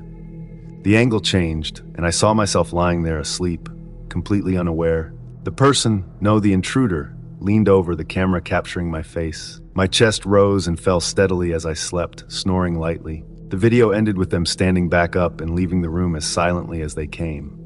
My stomach lurched. How could this have happened? Why didn't I wake up? I've never been a deep sleeper, and my apartment isn't large. Any noise, especially something that close to me, should have pulled me out of my sleep. But there I was, completely oblivious to what had happened. The first thing I did after watching the video was check the apartment. I moved quickly, my body tense, looking around every corner and behind every door. There was no sign of forced entry, no mess, nothing out of place. I started feeling foolish. I had forgotten to lock the door when I got home last night. That was it. I must have left it open, making it easy for someone to walk right in. The thought made me feel even worse. Who would do something like this? Someone had walked into my home, into my most private space, stood next to me while I slept, and recorded it. They didn't take anything, nothing was missing. They just left behind that video. A joke, maybe? I pulled out my phone again and quickly texted my friends, asking if any of them were responsible for this. It seemed far-fetched, but I needed an answer. The replies came in fast. Each one denied any involvement. I believed them. None of my friends would pull a prank like this. It was too invasive, too unsettling, and yet here I was, staring at proof that someone had been in my room. I felt stupid for not securing my phone. No password, no Face ID. I spent the next few minutes setting up a proper lock screen, making sure it couldn't happen again. As I ate breakfast, I scrolled through my phone, trying to make sense of what I'd seen. I checked the file properties of the video, and that's when I saw something even stranger. The video hadn't been recorded on my phone. It had been airdropped to me. My mind raced. Who could have done this? Someone nearby? Someone who had been in my apartment long enough to airdrop it? I considered going to the police, but then I hesitated. What would I tell them? Nothing was stolen. I'd left the door unlocked, so there wasn't even a break-in. No security cameras and no real evidence except the video. They wouldn't be able to help, and I knew it. I tried to push it out of my mind as I finished my morning routine. I had to go to work, and life wasn't going to stop just because something creepy had happened. Still, the unease stuck with me throughout the day. I couldn't shake the feeling that this person wasn't done, that the video had been a warning or a message. But what were they trying to say? Why would anyone go through the trouble of sneaking into my apartment just to record me sleeping? The questions gnawed at me all day. I replayed the video in my head over and over. There was something so methodical about the way the intruder moved, calm like they had done this before. And that bothered me the most. They didn't seem scared or hurried. They were comfortable in my space, and that thought sent my mind into dark places. Finally, after what felt like an endless day, I returned home. The apartment was just as I'd left it. Still, I double-checked the locks and went through every room, even the closets. I half expected to find someone hiding, but no, the place was empty. As night approached, my anxiety rose. I knew I had to sleep, but the idea of lying in the same bed where that video had been filmed was terrifying. I locked the door, checked it again, and crawled into bed, trying to push the thoughts out of my head. But it was impossible to relax. I could feel every sound in the apartment, every creak of the walls, every distant noise from the street. What was the point of that video? Was it just to scare me? Were they planning something worse? I kept imagining that person standing over me again, just like in the video, but this time I wouldn't wake up. My thoughts spiraled until I couldn't tell if I was being irrational or if something was wrong. I pulled the blanket tighter, telling myself that I was safe. The door was locked this time. No one could get in. But even as I repeated that to myself, I couldn't shake the feeling that whoever had been in my apartment might still be there.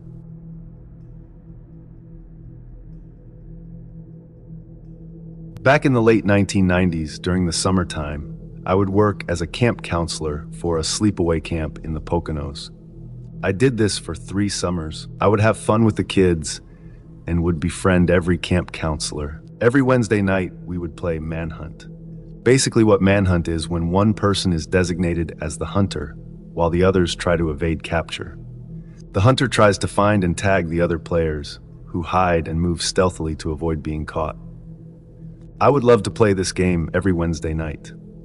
However, the last time that I ever played this game made me quit my summer job after sleepaway camp ended that summer.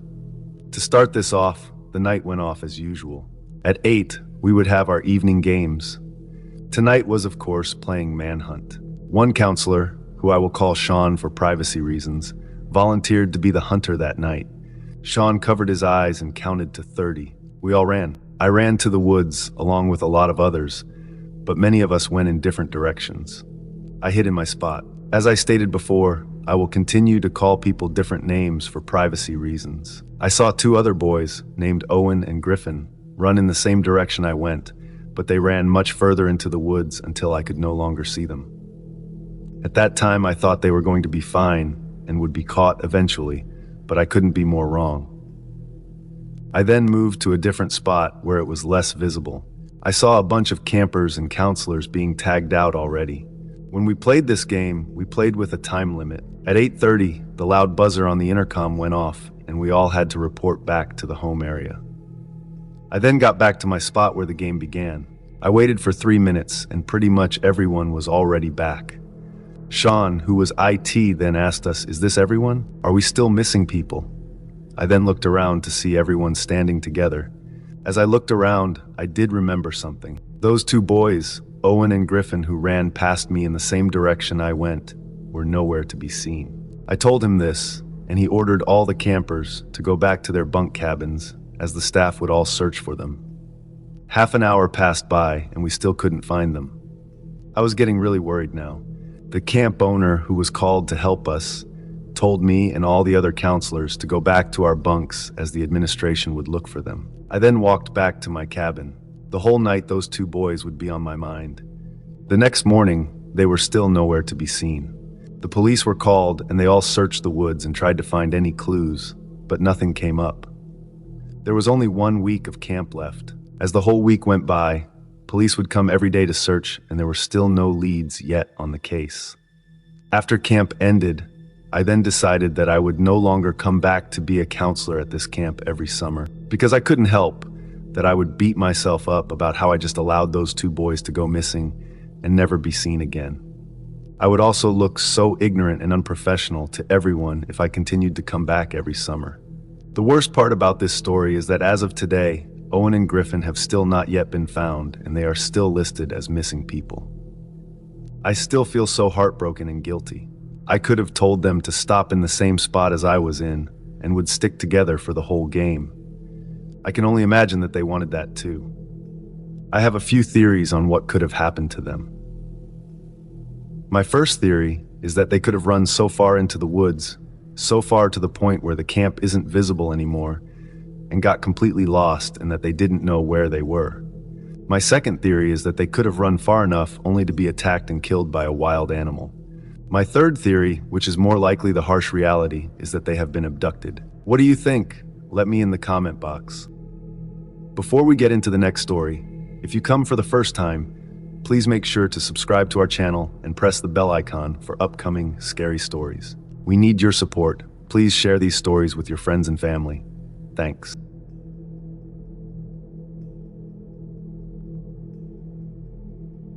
This event happened in 2004 during my senior year of high school. I attended a school called Winston Prep near Union Square in New York City. It was a special education school designed for 6th to 12th grade students, and it was different from most schools. We weren't divided by grades, but by our specific disabilities. I had been diagnosed with severe ADHD and OCD when I was younger, and the other students had similar conditions. Some had Asperger's or autism, though not the more severe forms of autism. I mostly talked to people who were more like me, those who could understand social cues a little better and acted more normal compared to the others. The setup of our school was unusual. We had the same classmates for every class, so I knew the same group of people throughout my years there. Most of my classmates were friendly. I got along with almost everyone, though there was this one guy, Quentin, who stood out strangely. I wouldn't say he was outright scary, but he was different. He didn't have many friends, and one of the things that always made me uncomfortable was the way he would just stare at people, including me.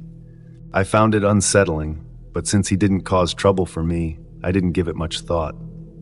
We even had conversations sometimes, and he seemed all right to talk to, or so I thought. There was one day when things started to feel odd. It was just a normal class day, and our history teacher was talking about the upcoming 2004 presidential election. George W. Bush was running for re-election against John Kerry. Our teacher went around the room asking everyone who they wanted to win. When it was Quentin's turn, he casually mentioned that he hoped Bush would win, and then he gave some reasons. But what stuck with me was his focus on gun laws. He said that he liked how Bush's party wasn't strict about guns, and that people should be allowed to protect themselves with firearms. Then, in a tone that seemed far too casual, he mentioned that he owned a BB gun and planned to bring it to school one day. We all laughed, thinking he was joking. As the days passed, Quentin's odd comment faded from memory, until something happened that none of us could have predicted. On Tuesday, I was in my second class of the day when the lockdown siren blared through the school. We were all confused. Usually, the teachers told us about lockdown drills ahead of time, but there had been no warning this time. That's when I realized this wasn't a drill. The atmosphere shifted, and my classmates grew silent and tense. 10 minutes passed, and though we couldn't see outside because the blinds were drawn, we could hear something going on in the hallways. It wasn't clear at first, but I could make out the sound of lockers slamming shut and what sounded like people being pushed around.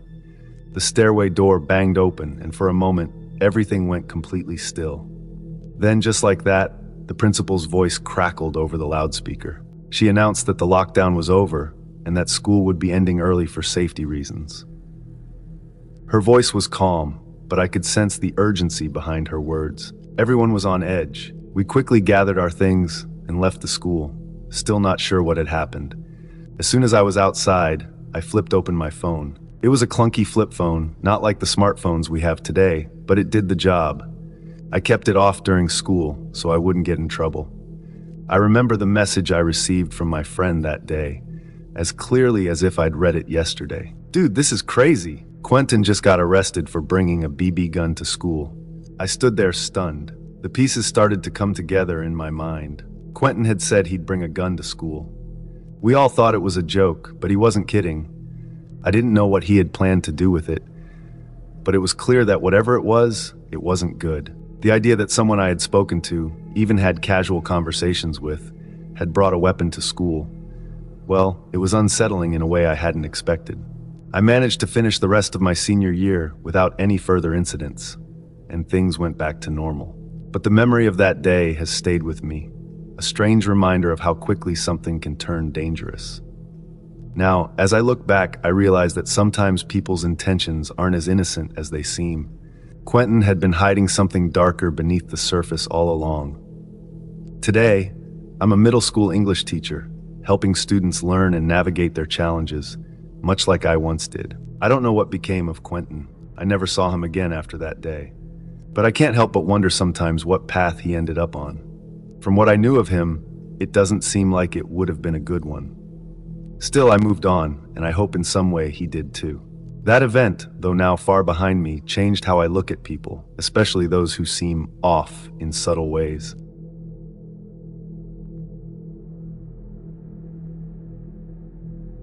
I'm 22 now, and about to start my last year of college. Making friends has always been a struggle for me, and I never really understood why. For most people, it seems so easy to connect with others, but not for me. So when I was feeling lonely, I would turn to omi.tv, a site where you can chat with random people. At the time, the conversations were boring or weird. Sometimes people were friendly, but other times they were rude or just plain strange. It became part of my routine, scrolling through random faces, talking here and there, but nothing meaningful ever came from it. That all changed one night last week, when something happened that made me stop using the site forever. Most of them skipped me without saying anything, which was normal. I didn't mind. It had always been like that. But then I connected with two boys, and everything changed. There were two of them on the screen. The older one looked like he was maybe 15 or 16, and the younger one couldn't have been more than 10. As soon as they appeared, I felt like something was off. The older boy had a knife. He wasn't trying to hide it. He held it out, close to the younger boy, in a way that made me immediately uneasy. I froze. I didn't know what to do. My heart started racing, but I couldn't bring myself to disconnect. The younger boy looked scared, and his voice trembled when he spoke. "Hi," he said quietly. It was such a simple word, but it felt wrong in the situation. The older boy snapped at me, his voice harsh and demanding. "Don't leave." I was scared. Every instinct told me to leave, to shut my computer and get out of this horrible situation. But I couldn't. What if something happened to the younger boy if I left? My mind filled with horrible possibilities, and I felt trapped. I decided to stay, hoping that maybe I could calm things down somehow, even though I had no idea what to do. I tried to sound calm and said hi back, but my voice shook. The younger boy didn't tell me his name. Instead, he told me his birthday, as if that was something normal to say. It felt strange, like he was trying to break the tension by sharing something personal. I just nodded, trying to act normal, but nothing about this situation was normal. Then things took a turn for the worse. The older boy, still holding the knife, barked an order at the younger one. "Okay, now, go."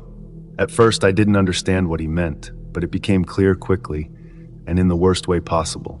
The younger boy started doing something inappropriate, and the horror of the situation hit me like a wave. I couldn't believe what was happening. It felt like I was trapped in a nightmare. I immediately tried to end the call. My hand flew to the mouse, but it wouldn't move. The cursor was frozen on the screen, and no matter how hard I tried to click the exit button, nothing happened. I pressed the power button on my computer, but it didn't work either. Panic set in as I realized I was stuck watching this horrifying scene unfold, and I couldn't stop it. My computer was a desktop, and there wasn't a lid I could just slam shut. The power cord was tucked behind my desk, out of reach unless I moved a bunch of furniture. I was completely helpless, forced to sit there as my heart raced and my mind spiraled into panic. I didn't know what to do. After what felt like forever, the video finally ended. The screen went black, and my computer shut down on its own. I sat there in the dark, my heart still racing, trying to process what had just happened. Relief washed over me for a brief moment, but it quickly faded. I didn't know how to make sense of it. What had I just witnessed? What was I supposed to do now?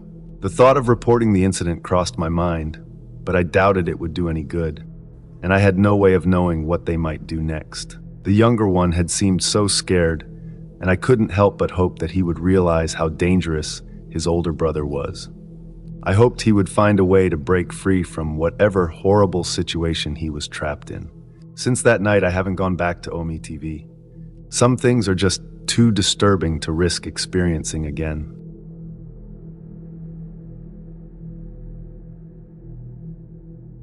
In 2019, I moved to New York for college. I had always dreamed of living in the city, surrounded by its bright lights and endless opportunities. I rented a small apartment on the third floor of an old building. The place was far from perfect, but it was my first home away from my family, and I liked the independence it gave me. My name is Corlin, and I have always been an independent person, but living alone in such a big city comes with its challenges. The first few months were normal.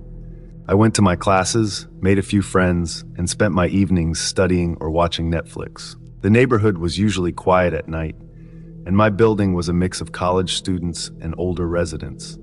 It felt safe, or at least it did. One night, after a long day at school, I sat at my desk near the window, finishing some homework. It was late, maybe around 11 p.m. My window faced the back of another apartment building, but there was an alley in between. Usually it was empty, except for some trash bins and the occasional stray cat. That night, though, something caught my eye. At first I thought I was just tired of seeing things that weren't there.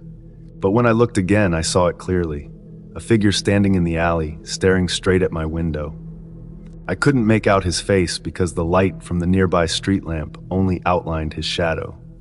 His figure was tall, and he wore dark clothes, blending into the night. I froze. For a moment, I didn't know what to do. My heart started beating faster, and I felt this heaviness in my chest. I stared back, hoping maybe he would go away. But he didn't. He just stood there, unmoving, like a statue. I told myself it was nothing, just some random guy passing by. Maybe he wasn't even looking at me. I shut the curtains and tried to focus on my homework, but it was no use. My hands were shaking, and I felt too nervous to concentrate. I turned off my desk lamp and crawled into bed, pulling the blankets over me, trying to forget what I had seen. It took me a while to fall asleep that night, but eventually, exhaustion took over. In the middle of the night, I woke up suddenly. I wasn't sure why at first. The room was dark, and everything was quiet. Then I remembered the figure in the alley. My heart started racing again. I told myself it was a dream, that no one was out there. But then, out of pure paranoia, I decided to check something. A few weeks before, I had bought a small camera for my room. I wasn't paranoid, but my parents had suggested it, saying it was a good idea since I lived alone. I had it positioned on a shelf across from my bed, pointed towards the door, mostly in case someone broke in while I was out. I hadn't even thought about using it while I slept, but I had left it on that night. I reached for my phone and opened the app that connected to the camera. My hands trembled as I scrolled through the footage, skipping ahead to the time I went to sleep. Everything seemed normal, just me, lying in bed, the soft glow of the streetlights barely lighting the room through the curtains. But then, at around 3 a.m., something happened. The door to my apartment opened. I stopped breathing for a moment. I hadn't heard anything. I had locked the door before bed. I was sure of it. The camera showed the door slowly creaking open, and then a figure stepped into the room. It was the same man I had seen in the alley. He was tall, wearing a dark jacket with a hood pulled up over his head. He didn't rush inside. He walked slowly, almost deliberately, and stood near the foot of my bed. My stomach twisted as I watched the footage. There I was, asleep, completely unaware that someone was standing just feet away from me. He didn't do anything at first. He just watched me, standing perfectly still, staring at me through the darkness. I fast-forwarded the footage, my heart pounding in my chest. For at least 10 minutes, the man didn't move.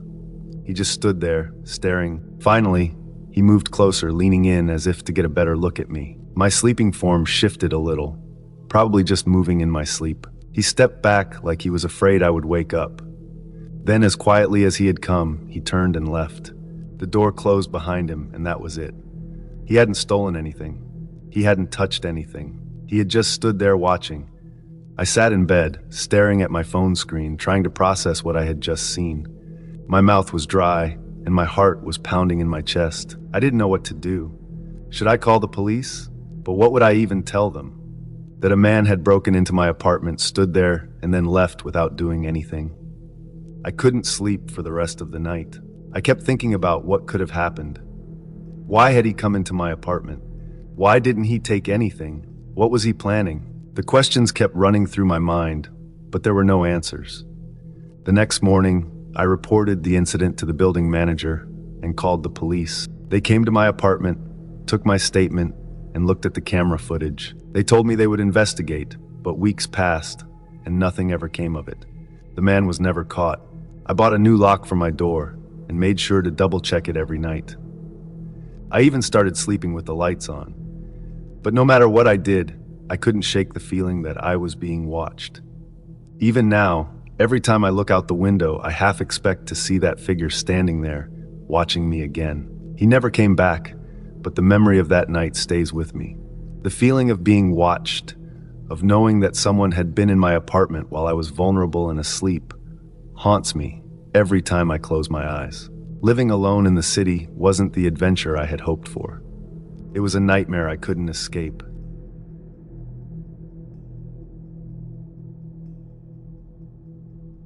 I emigrated to New York from Bangladesh in 1968. I emigrated with my wife, my 2 sons and me, and my wife's brothers and sisters along with their kids. I started learning English when I was 3 and am now completely fluent in it. I completed my studies at the University of Dhaka and I am now retired from working. When I first came to New York, I moved to a poor part of the Bronx since we had no money. The streets were dirty, there was a lot of gang violence in the area, rats were everywhere, and we had to survive with no air conditioning. Me and my family would experience xenophobia daily, but we didn't let that get to us. We were focused on surviving and making enough money to pay the bills for our house. I ended up working 2 jobs every day, one as a taxi driver and the other one of me being a cashier at a candy shop. My wife would work as a sewer and my kids would go on to learn in school. As the years went by, it would mostly work out for us. We weren't getting paid a lot, but it was enough to pay the bills, child support, education, and groceries. As we saved all of our money, we were able to move to a more peaceful environment and a nicer and more stable house in Queens. Me and my wife still worked our jobs and my kids were doing good in school. Every day was upbeat for us, except this one day in 1980. It was around 2 or 3 p.m. At that time, I was working at the candy shop. Customers throughout the day would just buy candy and leave, but this one person had other plans. I was standing waiting for the next customer to arrive, and when that happened, I did not expect it to take a harrowing turn for the worse. When the next person walked in, this guy was wearing all black, a face mask, sunglasses, and a beanie. I immediately knew he was going to rob the store. He pulled out a gun and shouted, "Open the till now!" I was scared shitless that I couldn't move my body as I held my hands up as a way of saying, "Don't shoot me." I was trying to open the till, but for some odd reason, I could not open it. The next thing that the robber said would stay with me until I die. He said, "Fuck off, you Pocky," then he shot me. I then fell to the ground. Thank God I ducked and moved to the side a little as the bullet hit my side cheek, as he was aiming for my brain. As I was down on the ground, the robber took the till and threw it on the ground, which then caused the till to break and the money to fall out. He then placed all of the money in his black bag, then sped away in his car. After he was gone, a lot of people came rushing into the store because the gunshots were loud and they probably wanted to make sure no one would die. About 6 people came running into the store and rushed to me to make sure I was okay. I said I was fine as I couldn't speak properly due to the bullet still on my cheek and I was still bleeding. One woman told me that 911 was already called and that an ambulance would be there very shortly. Then the ambulance arrived and I was taken away to the hospital. The bullet from my cheek was not removed until I was lying down on a hospital bed. My whole family was called and they came to the hospital in no time. They were all crying hysterically because they were glad that I was still alive and that I would be okay moving on. Police came a little later and they were just asking me questions that they would usually ask while solving a case. I told them that I didn't know what the thief had looked like as he was all covered up to protect his identity. They thanked me for my time and cooperation and told me that they would let me know if they would ever catch the guy. I was able to go home 2 days later and continue what I would do every day, which was to work. The owner and the other employees of the candy shop were nice enough to pay for my medical bill. Sadly, the identity of the robber was never found, and he was never arrested. This was upsetting to me because I could have died that day. I am just really thankful that I survived, or else I wouldn't be telling you this story. Today, my family and I are doing much better in wealth and living. I am retired along with my wife, but she is still the landlord of our house. My oldest son is a doctor, my younger son is a lawyer, and my daughter, who was born later in the United States, became a writer. If you work or ever plan on working as a cashier, I just want to tell you this. Pay attention to your surroundings. If a thief ever comes and points a gun at you and demands that they want money, just give it to them. Don't hesitate to do it, or you will be unlucky and get shot and possibly die depending on where the bullet will hit you.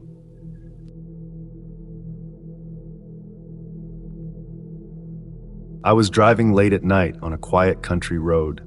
The moon hung low in the sky, casting a pale light on the empty stretch of highway ahead. I hadn't seen another car for what felt like hours. My fuel gauge was dangerously close to empty, the needle barely hovering above the red mark. I cursed myself for not filling up earlier. I had no idea how far it would be to the next gas station. Just as I was beginning to panic, I saw a faint light in the distance. As I got closer, I realized it was an old gas station. It looked like something out of another time, small, with a single pump and a flickering neon sign that buzzed quietly in the still night air. The paint on the sign was faded, the word gas barely visible anymore. The windows of the small building behind the pump were dark, but I was too relieved to care. I had found what I needed. I pulled up next to the pump and turned off the car. The air was eerily quiet, not even the hum of insects or the rustling of leaves in the wind. The station felt like it was sitting in a bubble of silence, cut off from the rest of the world. But I was too focused on my dwindling fuel to notice much. I stepped out of the car and walked up to the pump. As I grabbed the nozzle, I noticed the pump was an old model, the kind you don't see anymore, with a rusty metal lever and numbers that clicked when you turned it on. I lifted the lever and expected to hear the familiar sound of gas flowing, but there was nothing. The pump was silent.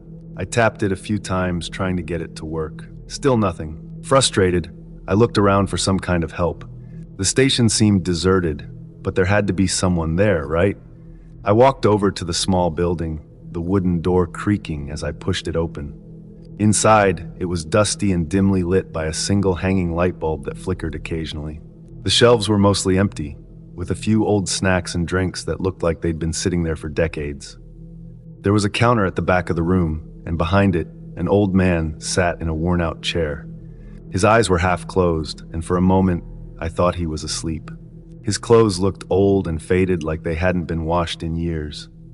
His skin was pale, almost gray, and his hands rested heavily on the counter, as if he hadn't moved in a long time. "Excuse me," I said, my voice sounding too loud in the quiet space. "The pump isn't working. I need some gas." The old man didn't respond right away. He blinked slowly, his eyes dull and distant. Finally, after what felt like an eternity, he nodded once. Without a word, he reached under the counter and pulled out a small metal key. He tossed it onto the counter in front of me with a faint clatter. "Try again," he muttered, his voice low and raspy like he hadn't spoken in years. I grabbed the key and hurried back outside, relieved that I might still get gas and be on my way. I inserted the key into a small slot on the side of the pump and turned it. The pump clicked to life, and I quickly filled up my tank. I felt a weight lift off my shoulders as the gas flowed, the numbers ticking up slowly on the old pump. Once my tank was full, I returned the nozzle to its holder and glanced back at the building. The light inside had gone out. I frowned, confused, but shrugged it off. It was late and I was tired. All I wanted was to get back on the road and put this strange place behind me. I got into my car and drove away, the gas station disappearing into the night behind me. As I drove, I couldn't shake the feeling that something was off. The road seemed darker, the trees taller, almost like they were closing in around me. But I pushed the thought away. I was just tired, I told myself. The next day, the strange feeling still lingered. The memory of that old gas station kept creeping back into my mind. It hadn't looked like any modern station I'd ever seen. It was too old, too out of place. The old man, with his pale skin and distant eyes, hadn't seemed right either. Something about him had made my skin crawl. Curiosity got the better of me. I decided to ask a local about the gas station. I found an older man who lived nearby and told him about my experience. I expected him to nod and say something about the station being old, but still there. Instead, he looked at me like I'd said something insane. "There's no gas station on that road," he said, his voice firm. "Hasn't been one for decades. That place burned down about 30 years ago. Nobody's used that road since." I stared at him, my heart pounding in my chest. "But I was just there last night," I said, my voice sounding small and unsure. "I got gas. I saw it. I talked to the old man." The old man shook his head slowly. "There's no one there," he said again, this time softer, almost like he felt sorry for me. "You must have seen something else. That gas station, it's been gone a long time." I didn't know what to say. The memory of the old station was so clear in my mind. The flickering neon sign, the dusty shelves, the old man behind the counter. But according to him, none of it had been real. That road has stayed with me ever since. I don't drive that way anymore, and I never will. Now and then I think back to that gas station, to the old man with his pale, lifeless eyes, and wonder what I saw that night.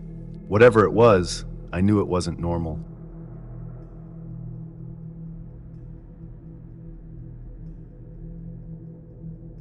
I used to work as an advertising executive in Baltimore when I lived in New York City, back in the 1990s. The commute was tiring, but I enjoyed my job. I would wake up around 6 in the morning, would take the 3 train to Penn Station. When I arrived there, I would usually catch a 7:15 Amtrak, and the train ride would normally be 2 hours and 15 minutes. I would do this every day without any problems. Only this one day would put a sad end to this streak. It was a Friday morning, and I hopped on a 6:15 3 train like every day. There was no issue so far. Around 6:23, we arrived at the third to last stop before entering Manhattan, and then we took off from that station about a minute later. Around 6:26 or 6:27, the train came to a complete stop. I was surprised because trains wouldn't usually stop this early in the morning, as fewer people took the train at this time. I waited for about 5 minutes before the conductor came on the speaker and said, "We're extremely sorry for the delay. There is an issue going on, and we're trying to resolve this ASAP. Thank you for your patience." I was annoyed because I didn't want to be late for work, as my boss would lose his shit if anyone was late. Time kept going by, and now I was on the train for like 40 minutes. Now I was getting concerned. What the hell could be going on out there? 20 minutes later, the conductor came on the speaker again and said, "We're all so sorry that we're being held here for this long. We're expected to be here for a while now. Thank you so much for your patience." An hour had already passed by, and everyone in the subway car started to get very anxious and grumpy. 10 minutes later, I would have the most disturbing moment of my life. Right outside of my subway car, I heard a bunch of gunshots and yelling. Someone must have had intentions of killing somebody. I was so frightened at this moment that I could only sit and wait until the train would move again. Everyone else in the car felt the same way. For the next 35 minutes, I would hear constant sirens above me. Every police department in the city had to have been called. I would also hear loud talking outside of the car. I could tell a huge crime scene was going on. Time still flew by, and I was still stuck in the tunnel. Around 8:30-ish, the train finally moved again, and everyone cheered happily so loudly. There was still no signal, as we were still underground.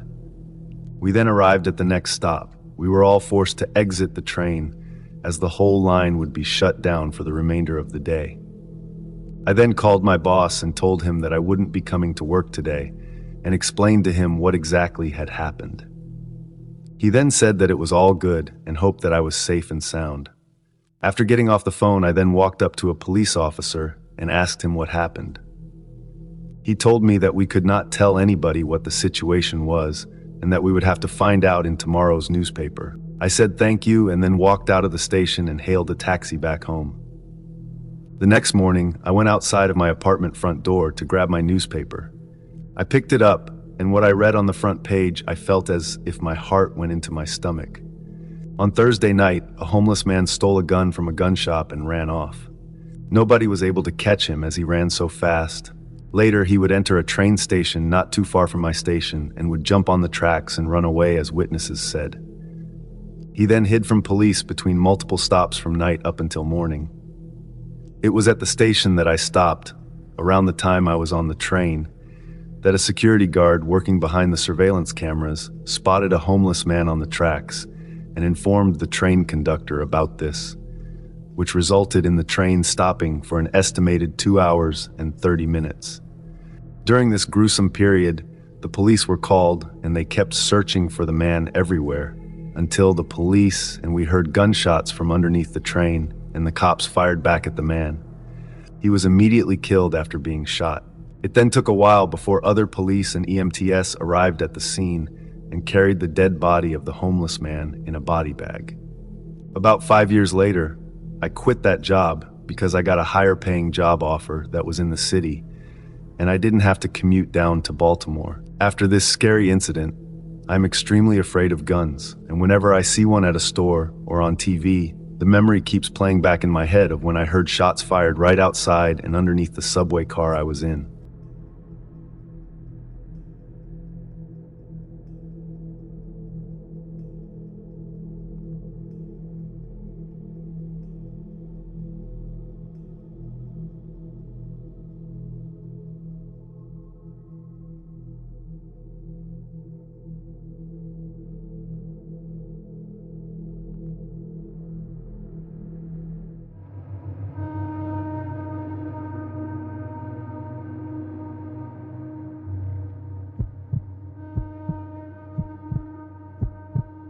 What I'm about to tell you is one of the last memories I can still remember from middle school, and not for a good reason. I'd argue that it was the most traumatic thing that has ever happened to me. When I was in middle school, I didn't have a lot of friends. The friends I did have were all a little odd, but then again, so was I. We spent a lot of time together and enjoyed a lot of the same things. There was Greg, Jay, Mark, and myself. We were inseparable. Back then, it seemed like the four of us would last forever. Looking back though, it was pretty clear that Jay and I were beginning to distance ourselves from Mark and Greg, but that's neither here nor there. One summer, Greg invited the three of us on a week-long trip to Maine. Greg's family had a summer home up in Maine on one of the little islands in Casco Bay. To be completely honest, his family was really secretive about the place, and none of us even knew it existed until he invited us there. His family was strange in general, but that's a story for another time. The drive was long and uncomfortable. I had a runny nose and was sneezing the entire time, which I could tell was really pissing off Greg's dad. He was one of those over-the-top germaphobes, and I got really uncomfortable anytime he'd look at me. Mark and I were also bickering about something stupid, but the two of us tended to get into that a lot. We had to drive the car onto a ferry in order to make it to the island. That part was actually really fun. The house was small but pretty. I remember feeling detached from reality in that house. I can't really explain it. It was like a whole other world on that island. I still feel like it would be easy for a person to get lost in that house, if that makes any sense. The island had a really dreamy feel. Everyone knew each other, and random people on the street would recognize and say hello to Greg when they saw him. We spent most of our time biking around, an activity that never got boring at our age. I'll skip the boring stuff. I don't remember all of it anyway. The second day of the trip, I couldn't find my Barcelona snapback cap anywhere. I was really upset since I was a huge soccer fan, and it was one of the only pieces of merch I had. Greg said he thought I left it on the beach, but I was almost certain I had brought it back. I remember crying to Greg's dad, who basically told me to get over it and not let something small ruin the trip, so that's what I did. The next day, after a long day of biking around, I realized one of my pens was missing. I had a pen collection at that time, which I brought everywhere. Like I said, weird kid. I couldn't remember whether or not I had taken that specific pen out of my case, but Jay said he remembered seeing me holding it on my bike. I was devastated. To me, losing a pen was the equivalent of losing a limb. That's how serious I was about them. I refused to cry again in front of Greg's dad, so I claimed I wasn't feeling well and opted to spend the rest of the evening in bed. I ended up falling asleep really early because of that, so I guess I shouldn't have been surprised when I woke up at 3 a.m. and couldn't fall back asleep. I was rolling around trying to fall back asleep when I picked up on something. I froze for a few seconds to confirm what I was hearing. Someone was whispering, almost inaudibly. I had to focus really hard to even hear it. Was I dreaming? There was no shot. I tried as best as possible to make out what they were saying, but couldn't understand a single word. It sounded like it was coming from Mark's bed, the top bunk across the room from me, but I couldn't be certain. I waited a few minutes, but the whispering continued. For some reason, I was scared to say anything or reveal that I was awake. Eventually, I blocked the whispering out of my mind and fell asleep. The next morning, I tried to forget about what had happened the night before. I debated asking my friends which of them had been doing it, but decided against it. We were playing some dumb game in the yard when Mark said he had to use the bathroom. He was gone a while, but that was typical for Mark. He took a lot of time to do everything. Eventually, I shot a glance back at the house and had to do a double take. In one of the second-floor windows was Mark, staring blankly out at us. I figured he was in the bathroom, but that's when it hit me. Greg's house didn't have a second-floor bathroom. I turned to see if either Greg or Jay noticed, but neither of them were looking. When I turned to look back at the house, Mark was gone. Greg's dad was planning on taking us to dinner that night, but I didn't want to go. I pretended to be sick again and told him I wanted to nap instead. He said that was fine and told me he'd bring me back something. As I was lying in bed, I realized there was no way I was going to fall asleep. I started thinking things over in my head. I just couldn't get over how weird it was that Mark was watching all of us from the house, and the whispering was even creepier. I'm not sure what compelled me to do it, but I got out of bed and started snooping around Mark's bunk. My jaw basically hit the floor when I found my Barcelona cap in his duffel bag. I dug around some more and found a bunch of my personal belongings that I didn't even know were missing. There was a nail clipper my mom had packed for me in there, along with my extra toothbrush, and most disturbingly, a pair of my underwear. I didn't know what to think. I was about to cry when I noticed something else in the bag. His notebook. Sometimes, even to this day, I still regret picking up that notebook. My middle school brain was not prepared for what was in there. It was completely filled with drawings, pencil drawings, some sketched so aggressively that there were holes in some of the pages. There were drawings of monsters, creatures, and things out of nightmares. There were really disturbing acts of violence drawn in there. People getting run over by cars, stabbed, mutilated, tortured. It was sick. Worse than sick, it was demonic. There was honest-to-God demonic shit in there. There were drawings of me in there. The image that was never and will never leave my brain is a drawing of me on a cross with my legs missing. The last few pages were basically all of me, and one of the pages was just my name, scribbled 100 times. It makes me sick thinking about everything I saw in there, and there's stuff I haven't even mentioned. The last page was the worst. My name was at the top of the page in big letters, and below it were 4 words I'll never forget. I'll do it tomorrow. When everyone got back home, I got Greg's dad alone and told him about what was going on in a low voice while my friend started a movie in the living room. He didn't believe me until I showed him Mark's notebook, which I could tell he found equally disturbing. He didn't know what to do. He told me to put everything back the way I found it. I didn't want to, but he was the adult, and I couldn't tell him no. As I was putting the notebook back, I made a split-second decision and tore one of the pages out. Meanwhile, Greg's dad then ran out to the living room and told everyone there was a family emergency and that we had to end the trip early. As we were frantically packing our things, I could feel Mark's eyes burning a hole in my back. I was scared to look at him. We pulled out of the driveway, caught the first ferry off the island, and drove the whole way back without stopping once. Greg's dad dropped Mark off first, then James. James and Greg lived on the same street, so he let Greg out of the car with James. As we were driving to my house, Greg's dad told me that he'd talked to Mark's parents, and that it was best that I not mention anything to my parents. Greg and Mark's families were really close, so I guess that made sense. When I got home though, I couldn't last 10 minutes. I broke down crying to my parents and told them everything. They were furious and called the police in the same minute. My parents were also outraged that Greg's dad would try to sweep something so serious under the rug. Things get a little fuzzy after that. I remember crying again while telling the police what happened. When they asked for proof, I was able to show them the page I ripped out of Mark's notebook. Apparently, that was enough. The police obtained a warrant and actually found the notebook. My items were all returned except for my pen, which the police were never able to find. My parents didn't tell me much about how things went, but I never saw Mark again. His family moved, and he never showed up to school again. I never hung out with Greg again either. The reason I'm writing this now is because last week I received an anonymous letter in the mail. It said I remember everything, and wrapped inside the envelope was the pen Mark had stolen from me all those years ago. I have no idea how he found my address or why it's taken him so long to reach out. I'm honestly considering switching apartments. If anyone has any advice about my situation, I'd greatly appreciate it.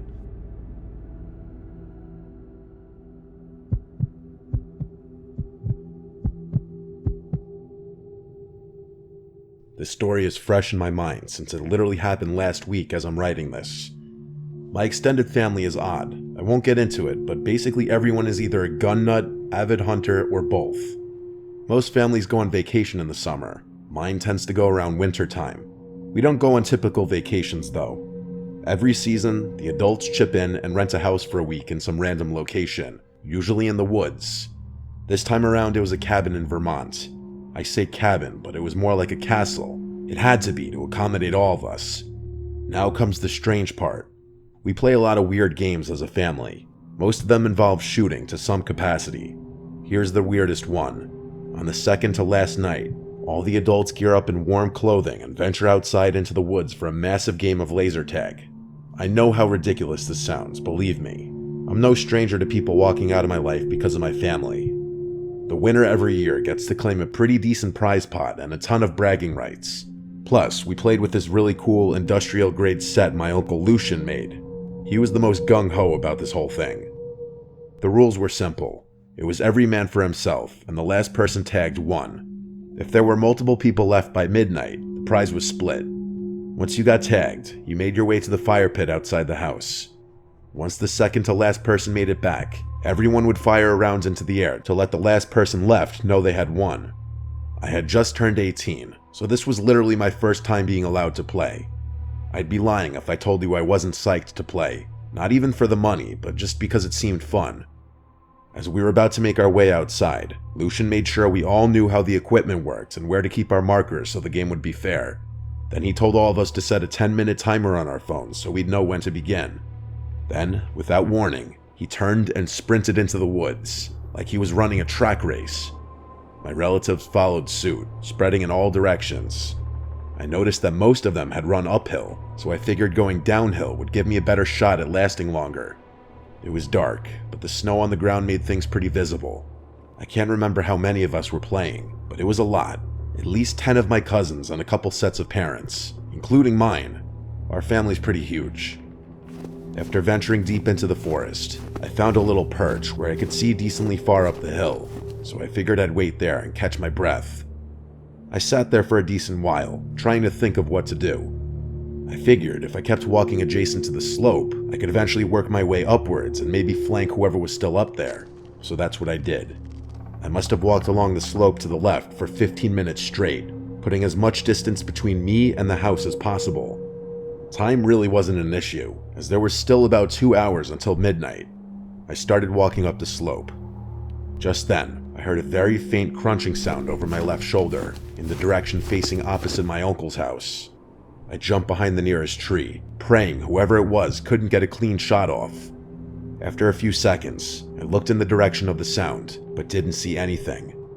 And then, after straining my eyes, I saw it. A very faint, almost unnoticeable trail of footprints way off in the distance. They led to a thick tree about 15 yards behind me. There was someone standing behind that tree. I was positive of it. And then it hit me. Why hadn't they just tagged me? I was clearly out in the open, oblivious to their presence, and they were clearly trying to sneak up on me. I started running up the hill, hoping to get out of range before they could get a shot off. I was just about to continue back to the right towards the house when I noticed something. Further off to the left was another set of footprints. This one was weird though. It started from deeper in the woods, came towards me, and looped back into the forest. Had someone been outflanking even me? They would have had to walk further into the woods than I had, which I found pretty hard to believe. Before I could keep thinking, I heard something from the slope I had just run up. It sounded like a person falling into the snow. I continued running, this time back toward the house. I pulled out my phone. It was past 11. I couldn't believe an hour had already gone by. I kept running and stumbled upon a path of footprints heading towards the house. They looked fresh, so I picked up the speed, hoping to catch someone off guard. I passed a line of trees and saw my cousin Corbo walking at a steady pace, laser gun in hand. I crouched and pulled out my pistol. I nailed his marker and it started blinking. He slammed his fist against a tree before shaking his head and continuing towards the house. I grinned, thrilled to have actually gotten a kill. High on the adrenaline, I decided to hatch a plan to get the jump on the person stalking me. I sprinted ahead for another minute, then doubled back until I could safely jump behind a tree without leaving an obvious trail. It was flawless. There was no way anyone following my footprints would know I was hiding there. As I was waiting there, my marker started blinking out of nowhere. I was pissed. The beam was coming from where I had just been. It was definitely whoever was stalking me. I stood up, expecting whoever had just shot me to turn their laser off. They didn't though. The beam stayed trained on me, which actually started to get on my nerves. It felt like they were taunting me. I wanted to know who had been behind me that whole time, so I started walking in the direction of the beam. They never stopped shining their laser at me, even as I began closing in. All I could see were their hands. The rest of their body was standing behind a tree. Just then, I heard a bunch of gunshots sound off behind me, making me jump. I froze. Impossible. I must have won. Corbo must have been the final kill. But then who in the world killed me? I kept staring at the thin beam of light that was still pointing at me, and then the person holding the laser gun stepped out from behind the tree. It was a stranger.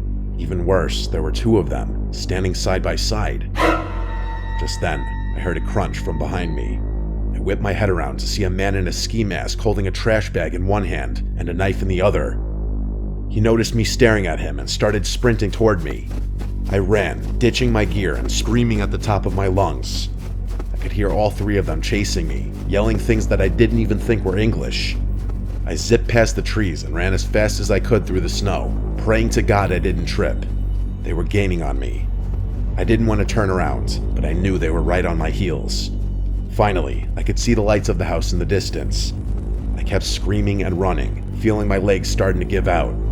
I was so close to the clearing, and that's when I saw Lucian sprinting toward me, hunting rifle in hand. He aimed above my head and fired 3 shots into the air. I heard whoever was behind me trip before running back into the woods. I collapsed at Lucian's feet, desperate for air. I literally passed out from exhaustion right there in the snow. The next morning was rough.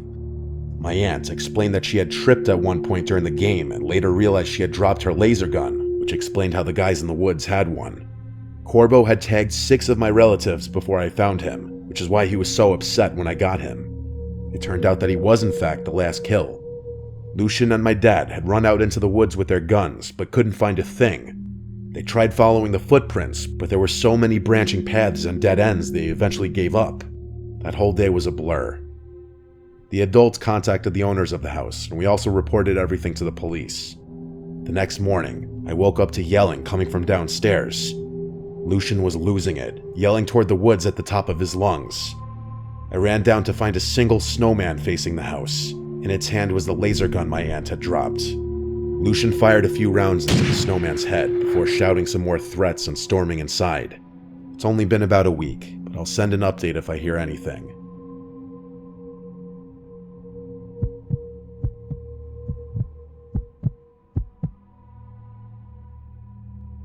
When I was in college, I couldn't afford the extravagant spring break vacations to Mexico that all the Greek life people went on. Because of this, I spent my first 3 spring breaks on campus, which I actually didn't mind too much. By the time spring break rolled around my senior year, though, I realized that it was basically my last chance to get the spring break experience I'd been missing out on. Mexico was still out of the question since I'd still be paying everything myself. Eventually, my girlfriend Allie found a decently priced Airbnb that sounded pretty appealing. We figured we could turn it into a couple's getaway of sorts, so we invited her best friend Laya and her boyfriend Calvin. We were all super excited since we had never been on a vacation together before. The place we had picked wasn't your typical spring break Airbnb though. It was nestled in a really secluded woodsy area in Lake County, California.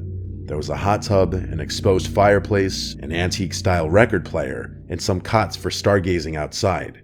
It was honestly perfect. The place was about 2.5 hours away, so we'd get a nice and relaxing drive on the way. Unfortunately, Calvin drove a really cramped Mini Cooper, meaning the girls had to squeeze into the back seat. He was honestly pretty insecure about his car and would get annoyed when one of us would make a comment about it, which was a pretty funny detail. As terrible as that car was, it was a drop top, which was really nice. We pulled in around 8 p.m. after it was already fully dark out. I can't even lie, the place looked a little scary late at night with all the lights off. When I say it was in the woods, I mean it. The trees blocked the view of all but one of the neighboring houses. The first night was really chill. We hung by the fireplace with a bottle of wine and played some board games. We wanted to go in the hot tub, but Calvin was complaining, so we didn't.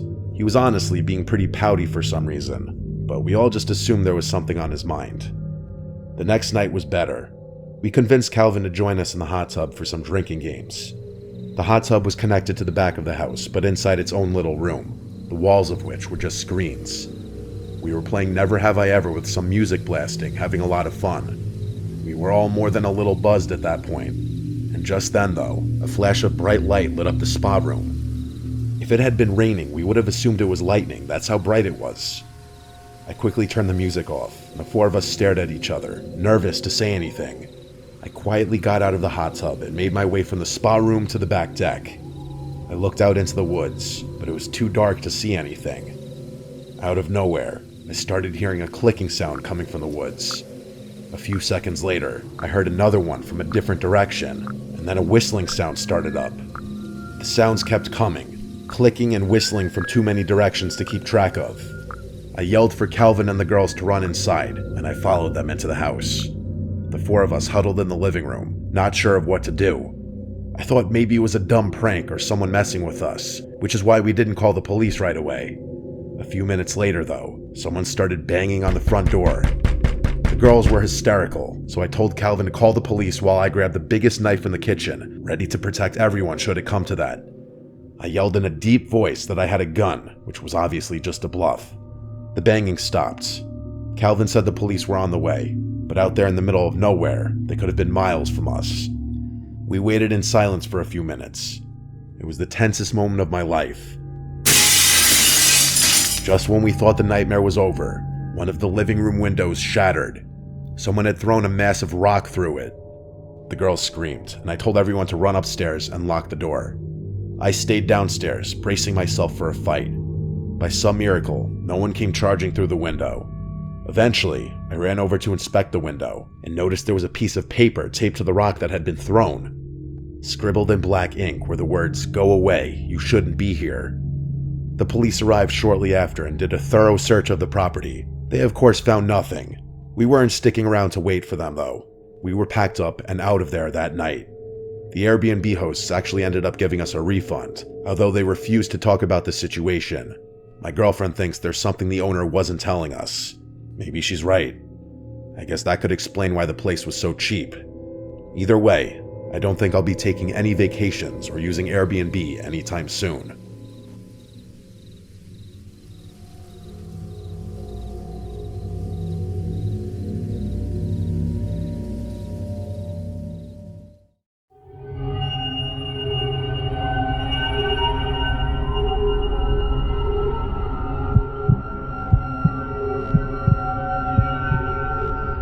My girlfriend and I love skiing. It's how we met. So last year, during both of our vacation times, we Airbnb'd a one-bedroom cabin in Colorado by Vail Mountain. One of my friends told us getting a private cabin was a lot more cozy, peaceful, and romantic. After landing at the airport, we taxied to a rental car place and rented a Honda Civic, probably the cheapest car we could get. We drove a constant uphill through the sludge on the roads until we pulled off the main road onto a more foresty side road. Eventually, we made it to the cabin. Far and isolated from anyone else, but not too far where getting to the mountain would be a pain in the ass. The owner left the key hidden in the mailbox. As soon as I unlocked the door and we stepped inside, we got a huge whiff of, wood. It literally smelled exactly how you'd expect a log cabin to smell. It wasn't huge, but it was spacious enough. One bedroom, one bathroom, decent living room with a TV and a kitchen. I was paying chump change for it, so I was more than happy with it. Plus, we were there to ski, not sit around the cabin. We got there towards the end of the day, so we didn't hit the slopes that night. We actually just unloaded and got right back on the road to pick up a pizza for dinner. We got back and ate on the couch in the living room while watching a movie. With the dark, moody lighting and the whole log cabin atmosphere, it actually was quite romantic, until my girlfriend started freaking out about her bag. Apparently it wasn't where she left it, which was on the coffee table in the living room. I helped her look around, though there wasn't much space to search. She was absolutely positive she left it on the coffee table. It wasn't in the bathroom, kitchen, or living room, so I checked the bedroom, and sure enough, it was sitting right next to the bed. I picked it up and brought it to the doorway of the bedroom with a smirk on my face. My girlfriend didn't seem as relieved as I thought she would be, though. She accused me of moving it and going through her bag, which I found downright insane. We had a bit of an argument until I convinced her that she in fact put her bag in there and that she had just forgotten. We went back to eating and watching the movie, and we got over the argument quickly. The next day, we hit the slopes from early morning till dusk. We stopped on the way back to the cabin to get dinner again. When we returned back to the cabin, we both immediately noticed the living room light was on. My girlfriend was slightly freaking out. I told her to chill. The front door was still locked, so that confirmed nobody had broken in. I thought obviously one of us left the light on by mistake and didn't notice earlier because it was bright out. So once again, we ate our food and watched a movie, when suddenly, out of nowhere, my girlfriend shrieked. I jumped up and looked at her. She had one hand covering her mouth, the other pointing at something on the ground. At first I didn't see it, but when I got up confused and moved closer, I saw it. It was a pair of somewhat fresh boot marks in the rug in the corner of the living room. The snow from the boots had melted into wet stains in the area rug. Obviously both of us wore boots, but I just didn't remember stepping over there. My girlfriend asked me to check around the cabin to make her feel safe, so I did. I peeped under the kitchen table, behind the living room couch, in the bathroom, and I took a peep in the bedroom. There didn't appear to be anyone in the cabin. There weren't really many places to hide anyway. Still, she was scared and seemed to lose all interest in the movie. She went to the bathroom and brushed her teeth, then went to the bedroom to change, and I heard her jump into bed. So I did all the same. I climbed into bed and shut the light, and we sat there for a while just talking. It was actually only like 9 or 10 p.m. My girlfriend kept letting me know how uncomfortable she was, thinking someone was in the cabin. So I told her, okay, just wait 1 second. I took out my phone and dialed the Airbnb host. I put the phone up to my ear and heard it ring. I don't mean the ring coming from the phone speaker. I meant I heard a loud, muffled ringing coming from behind the wall next to the bed. The ringing stopped as soon as I saw my call was rejected. My girlfriend started screaming, "Oh my God." I told her to calm down as I got up and approached the wall to the left. I noticed an ever so slight crack in the wall that looked like it could be a door. My girlfriend screamed at me not to open it, but I got myself angry, yelled, and pulled open the door. There I was, faced with a small, hidden closet, and inside, a man hiding behind a cardboard box in the corner. It was the host, the owner of the cabin. I'd seen his picture on the listing. I'll admit, I jumped and screamed in fear and shock when I saw him, but anger overcame me and I grabbed him by his shirt and pulled him out. I knew he looked creepy based on his picture. He had his hands up, apologizing. I told him to shut up. I looked deeper in the closet and, to my disgust, found some of my girlfriend's underwear. It took way too long for the police to arrive, but he was arrested.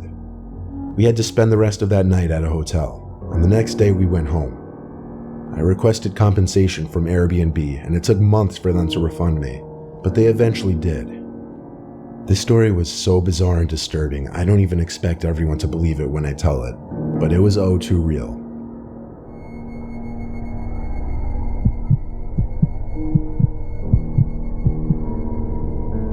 When my best friend Lizzie and I were 18, we went on our first vacation alone together to London. We were staying at the London Marriott Hotel.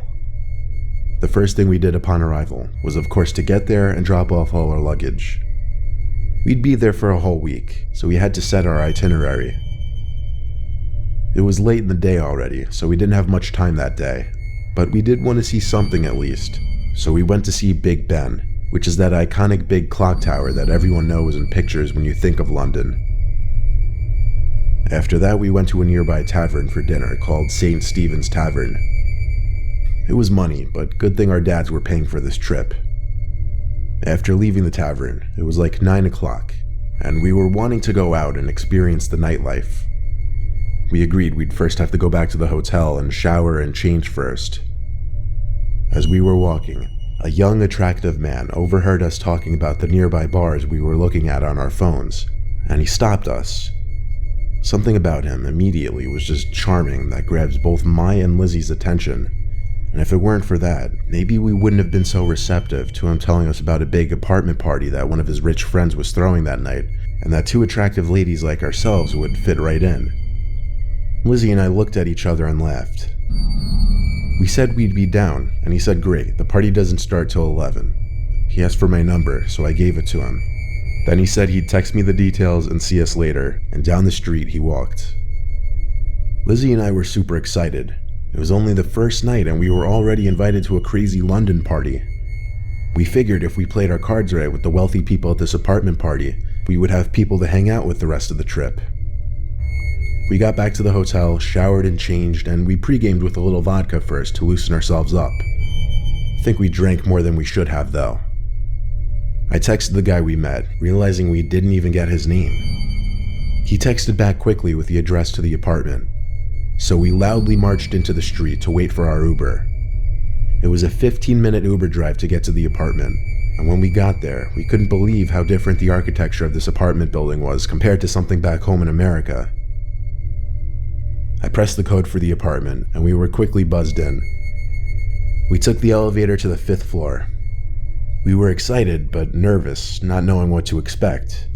The alcohol was definitely helping, though. I knocked on the door to the apartment, but we didn't hear music inside, which was odd. We were nervous we had the wrong apartment, until the young man from earlier opened the door. He hugged us hello, and welcomed us into this dead, quiet apartment. He shut the door, and we asked, "Where is everyone?" He said, "Oh, it's still early, don't worry." We looked around the apartment, and it was not at all as big as we were expecting for an apparent rich guy. We asked where his friend who owned the apartment was. The man said he was getting things ready in his room. He told us to sit and make ourselves comfortable. I remember looking at my phone and seeing it was like 11:30. Lizzie and I sat down, and I could tell by her face she was as put off by this as I was.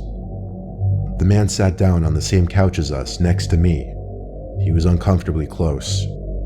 Suddenly, another man came out from another room. He didn't say anything. He didn't smile. He just looked at us as he walked towards the door to the apartment. And he just stood there. The man on the couch with us started asking us questions like where we were from and if it was just us two visiting here.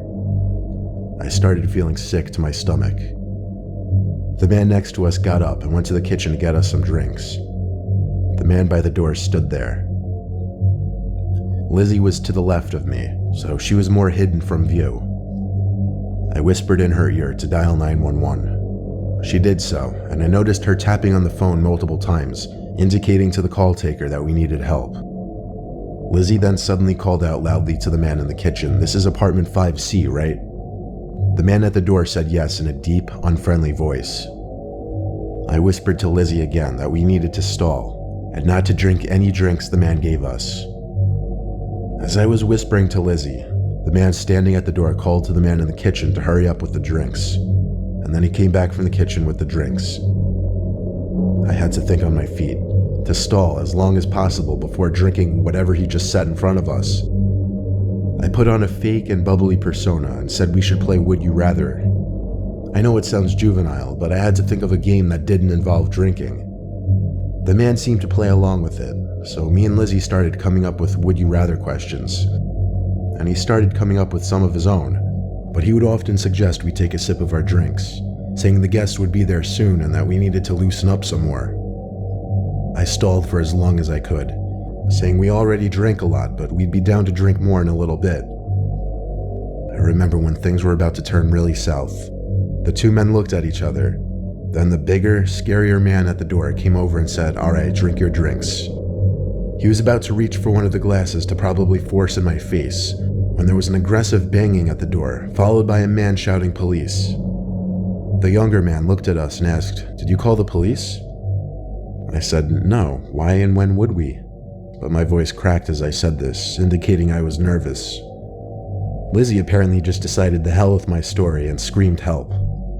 The police started to attempt to kick the door down, but the bigger man screamed, all right, and opened the door with his hands up. The two men tried playing innocent. Lizzie and I had to fabricate the story a little bit, saying the two men basically forced us into the apartment and wouldn't let us leave, and that we were pretty sure they drugged our drinks. That was enough to get the men arrested. A second police car arrived to escort us to the station for further questioning. The drinks were tested, and it turned out to no surprise they were roofied. This was definitely a scarring experience, but we didn't let it ruin our trip to London. In fact, we never told our parents until years later, just because it would probably make them less likely to let us travel anymore. The alcohol definitely didn't help our initial decision-making in the night. But our advice would probably be don't ever trust strangers, no matter what they look like.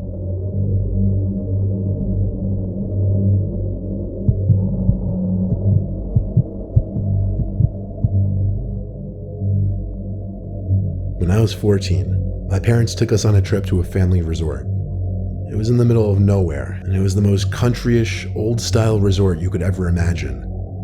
Every building was made of wood, there were big creepy bugs crawling around, the inside of the resort halls all smelled like cigarettes.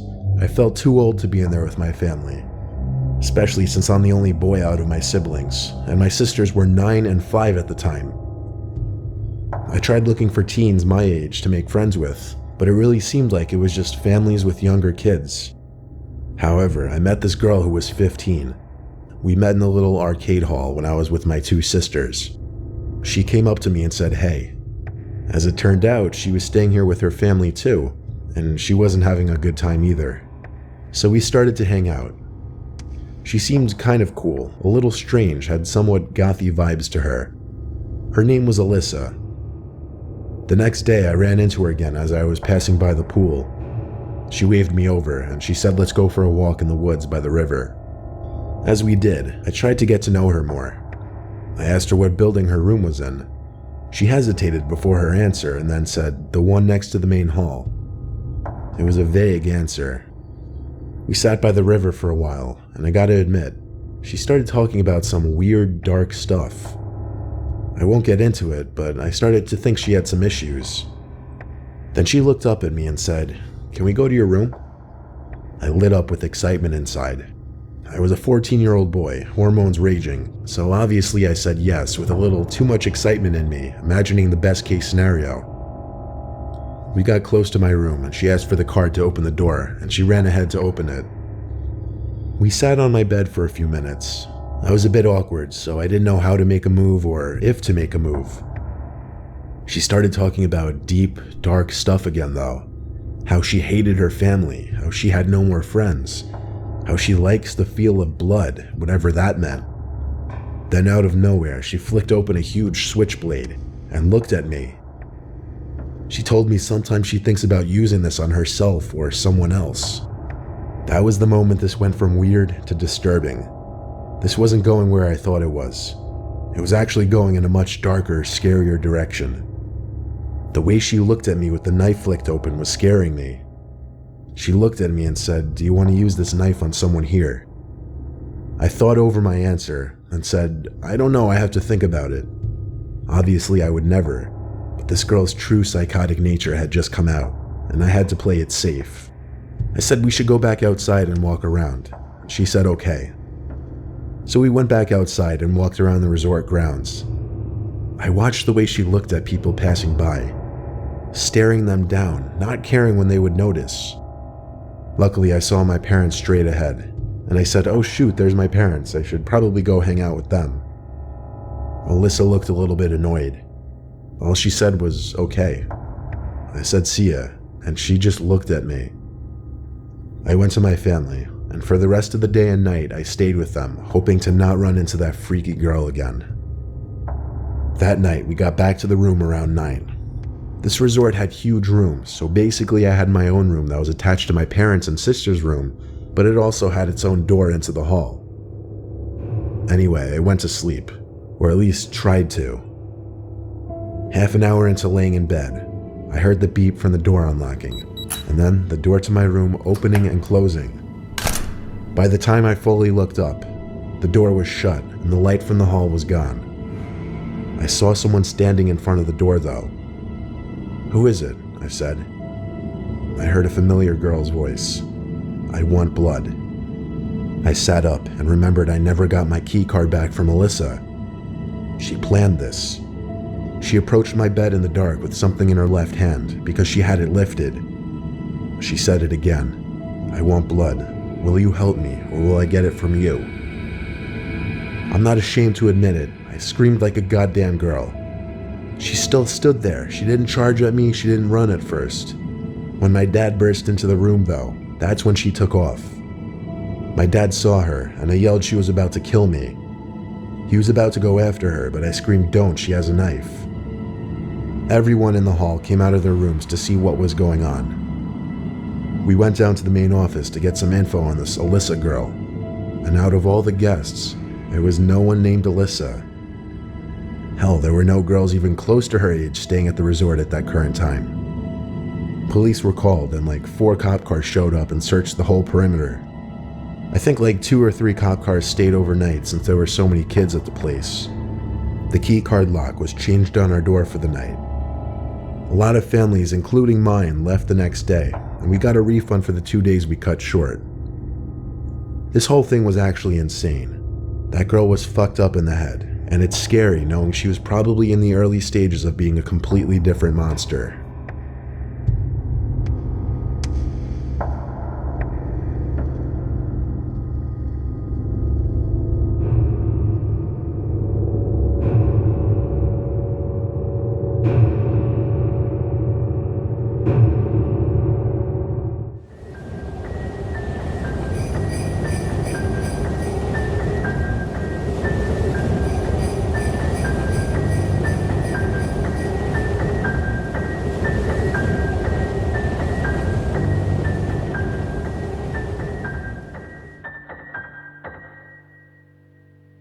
Last year on Christmas Eve, I was working late.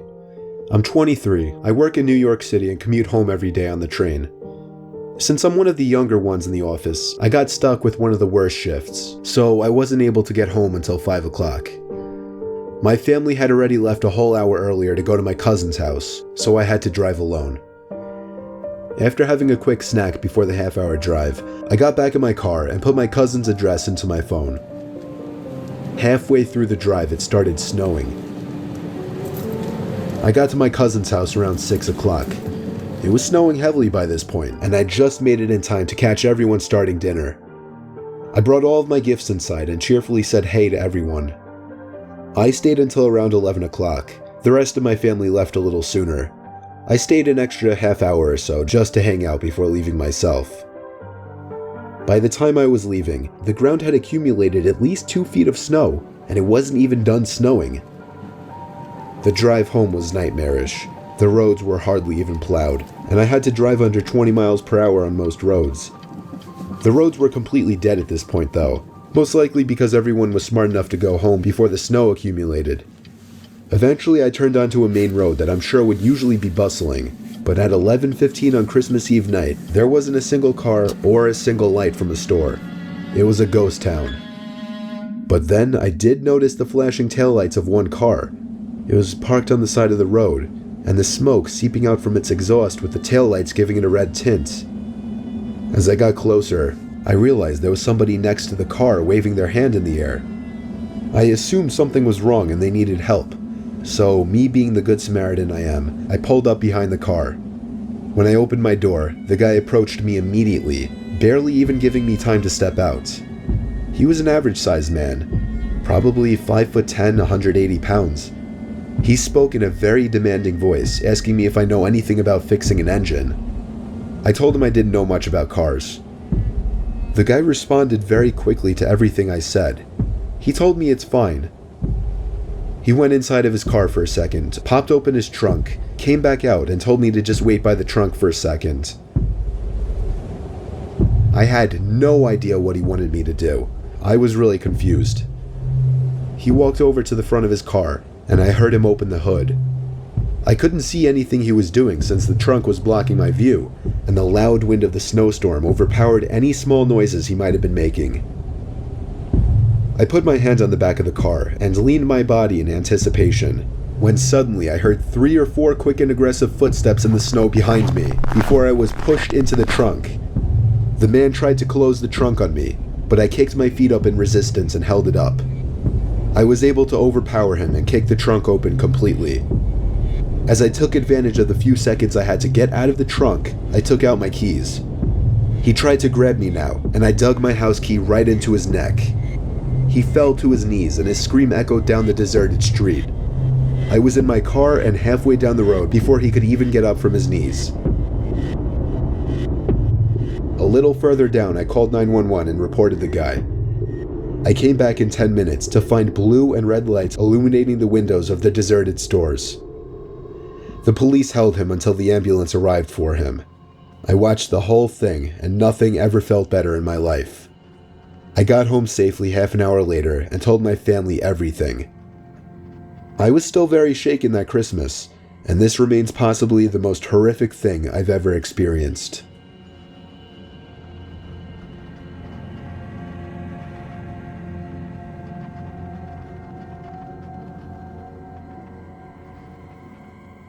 It was Christmas Eve, 2009.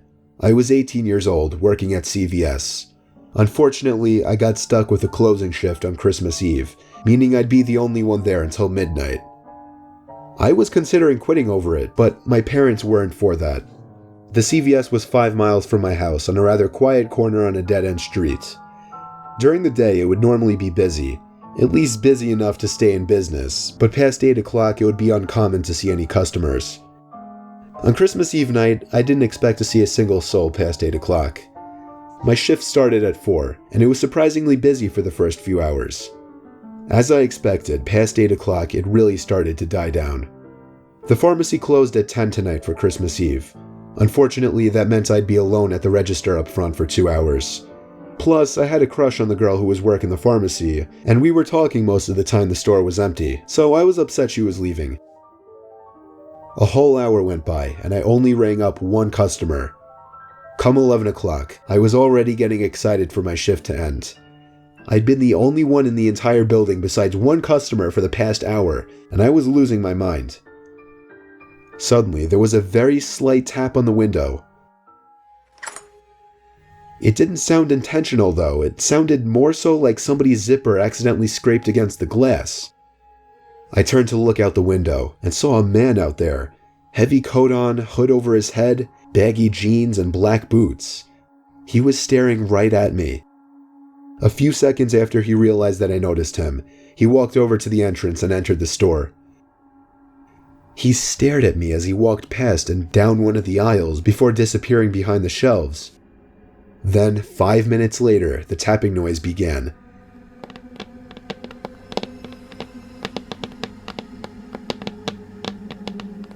It sounded like it was coming from one of the aisles.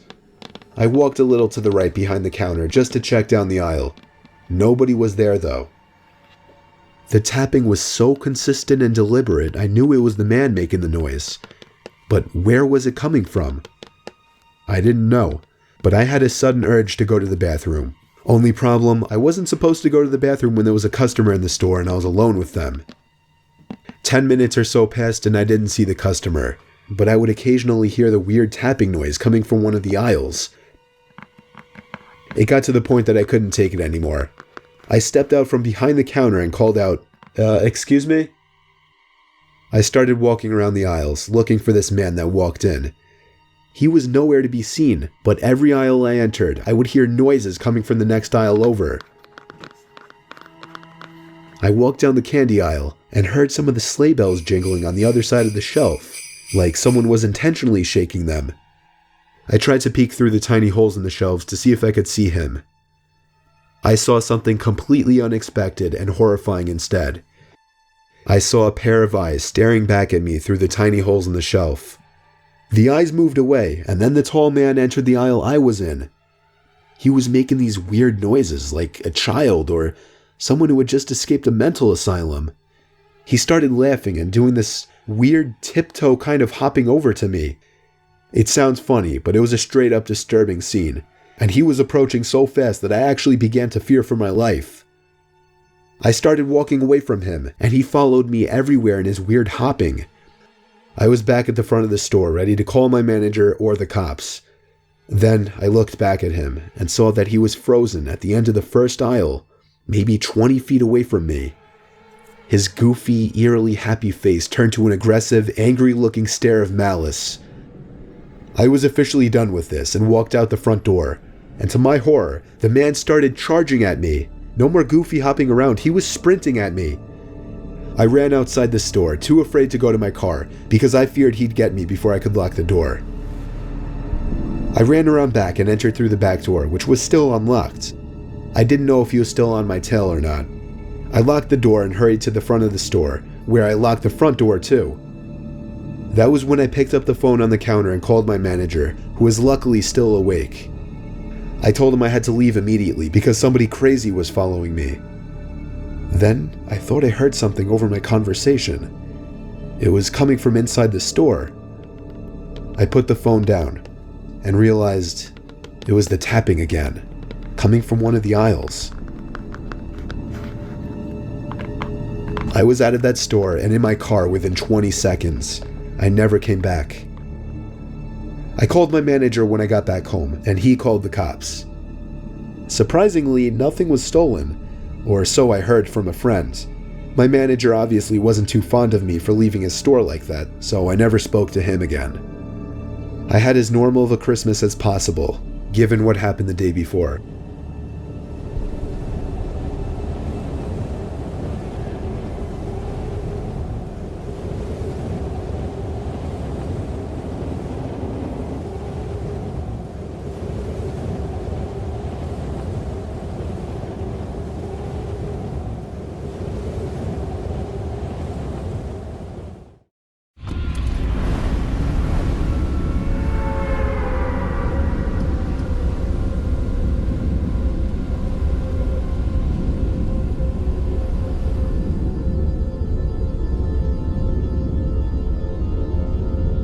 Sure, by now we all know what Fortnite is.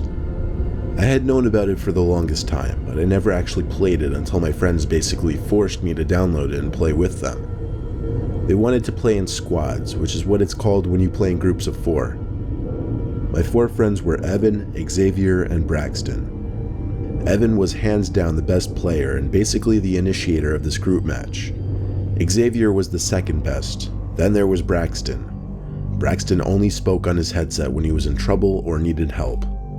Evan, Xavier, and I, on the other hand, just goofed around and talked the whole time. The two of them did their best to explain how to play to me over the headset.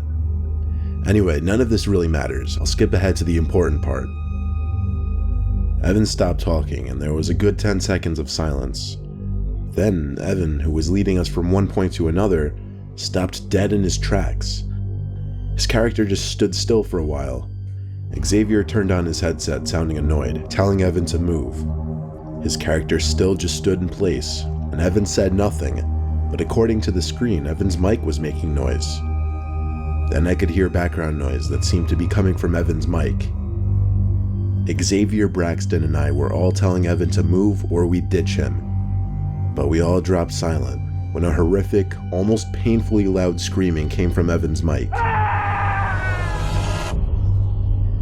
It wasn't like he was screaming into the mic, it seemed like Evan was somewhere in the background of the room. Then, a door slammed shut in the background, and the 3 of us were left not knowing what to say or do. I told the 2 of them I'd call Evan immediately, and turned off the console. I tried calling him 5 times, he never picked up though, so I decided to drive over to his house, which was 2 minutes away.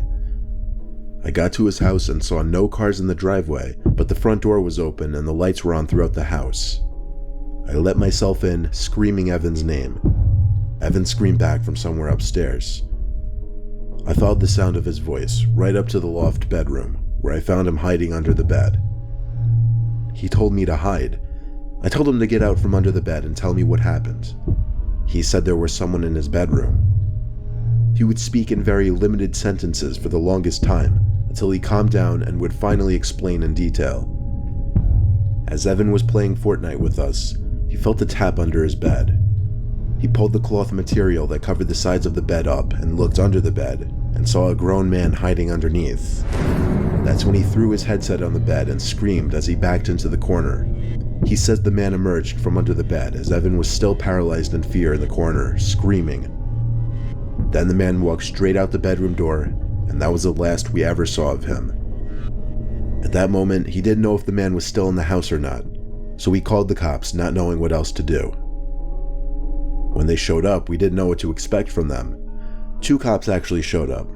The male officer went inside of the house and looked around, while the female officer stayed with us outside with a small pocket notebook in her hand, writing down what Evan described to her. And just like that, the cops left. I stayed over Evan's house that night just to make him feel better. We all still play Fortnite together. I'm much better now.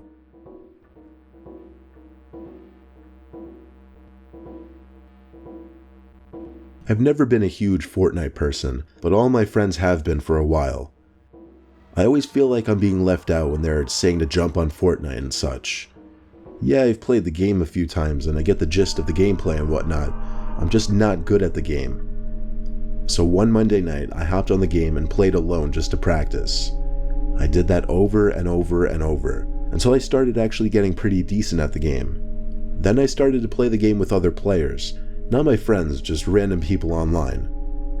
I played a game of duos, meaning with one other person on my team.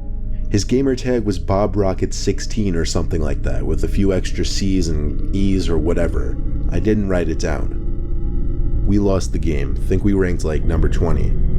After the game was over, I got a personal message from the guy, saying he thought I was really good and that we should play again. It was weird because really I didn't play too well at all that game. Nevertheless, I played another game with him. This time he turned on his microphone and was trying to talk to me. I don't have a gaming microphone, so I couldn't talk back. I could only hear him through the TV speakers. Based on his tone and what he was saying, he seemed to be getting annoyed that I wasn't talking to him. I heard him say things like, "Put your mic on and stop being a faggot." Any thought of this guy being cool was gone at this point, and I thought he was just a straight up douche. I was gonna finish the game, but after that was it with this guy. He kept saying stuff, most of it incoherent simply because of my distance to the TV and the noise of the actual game itself. But then I heard him say my name. Not just my first name, my full name. When I heard this, I panicked and thought to myself, wait, is my real name displayed on my profile? But I realized, no, it couldn't be.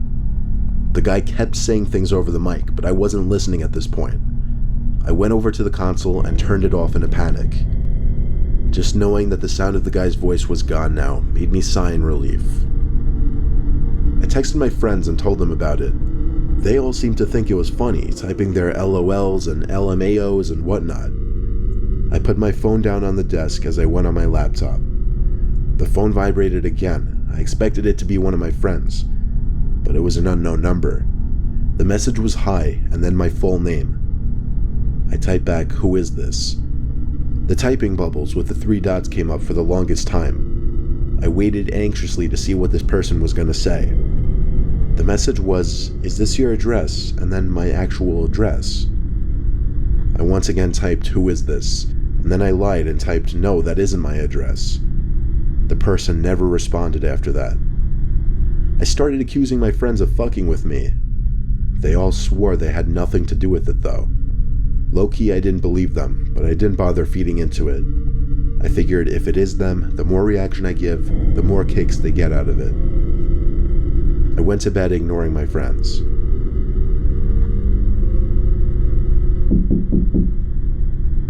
I woke up to something. I was almost positive I heard a noise. You know how sometimes a sound will wake you up, but you don't know what the sound was because you weren't awake yet to hear it? Well, that was me at this moment. I sat up looking around my room as anyone naturally would. My whole body jerked in startlement as there was a set of knocks on my window. Instead of looking to see who was out there like a man, I ran like a coward out of my room and to the nearest bathroom where I locked myself in. There were no windows in that bathroom, so I felt safe. I actually fell asleep in that bathroom, and when I woke up, I texted my friends again, telling them all to go fuck themselves. They all got a kick out of it, but when I saw them in person, they seemed pretty genuine when they told me they had nothing to do with it. To this day, I really don't know if my friends were pranking me, or if that guy who I was playing Fortnite with actually somehow got my information and came to my house.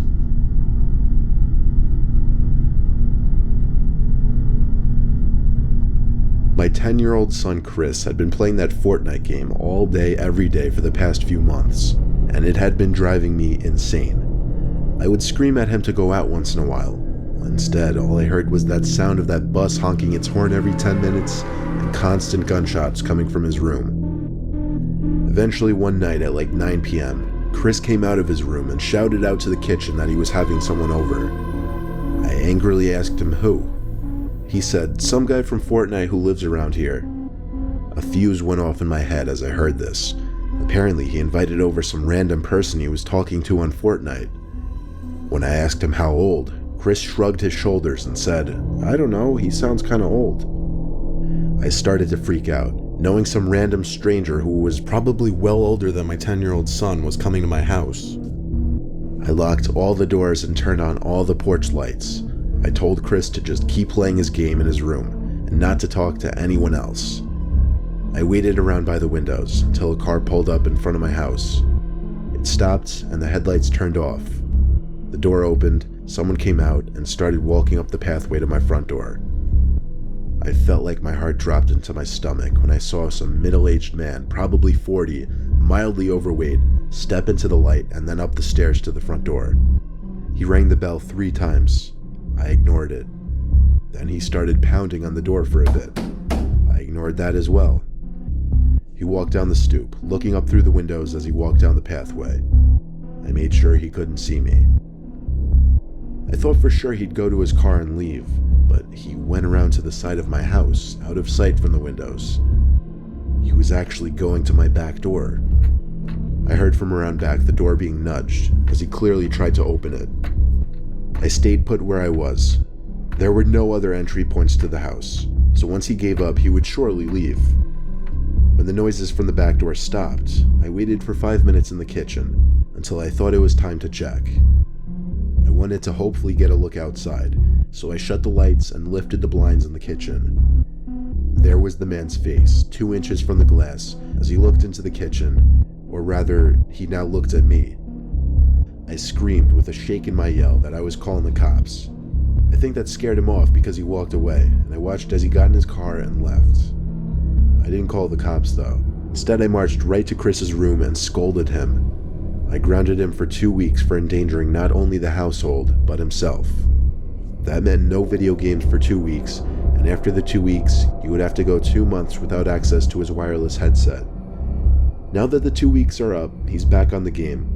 I get sick to my stomach thinking about what would have happened if I wasn't home.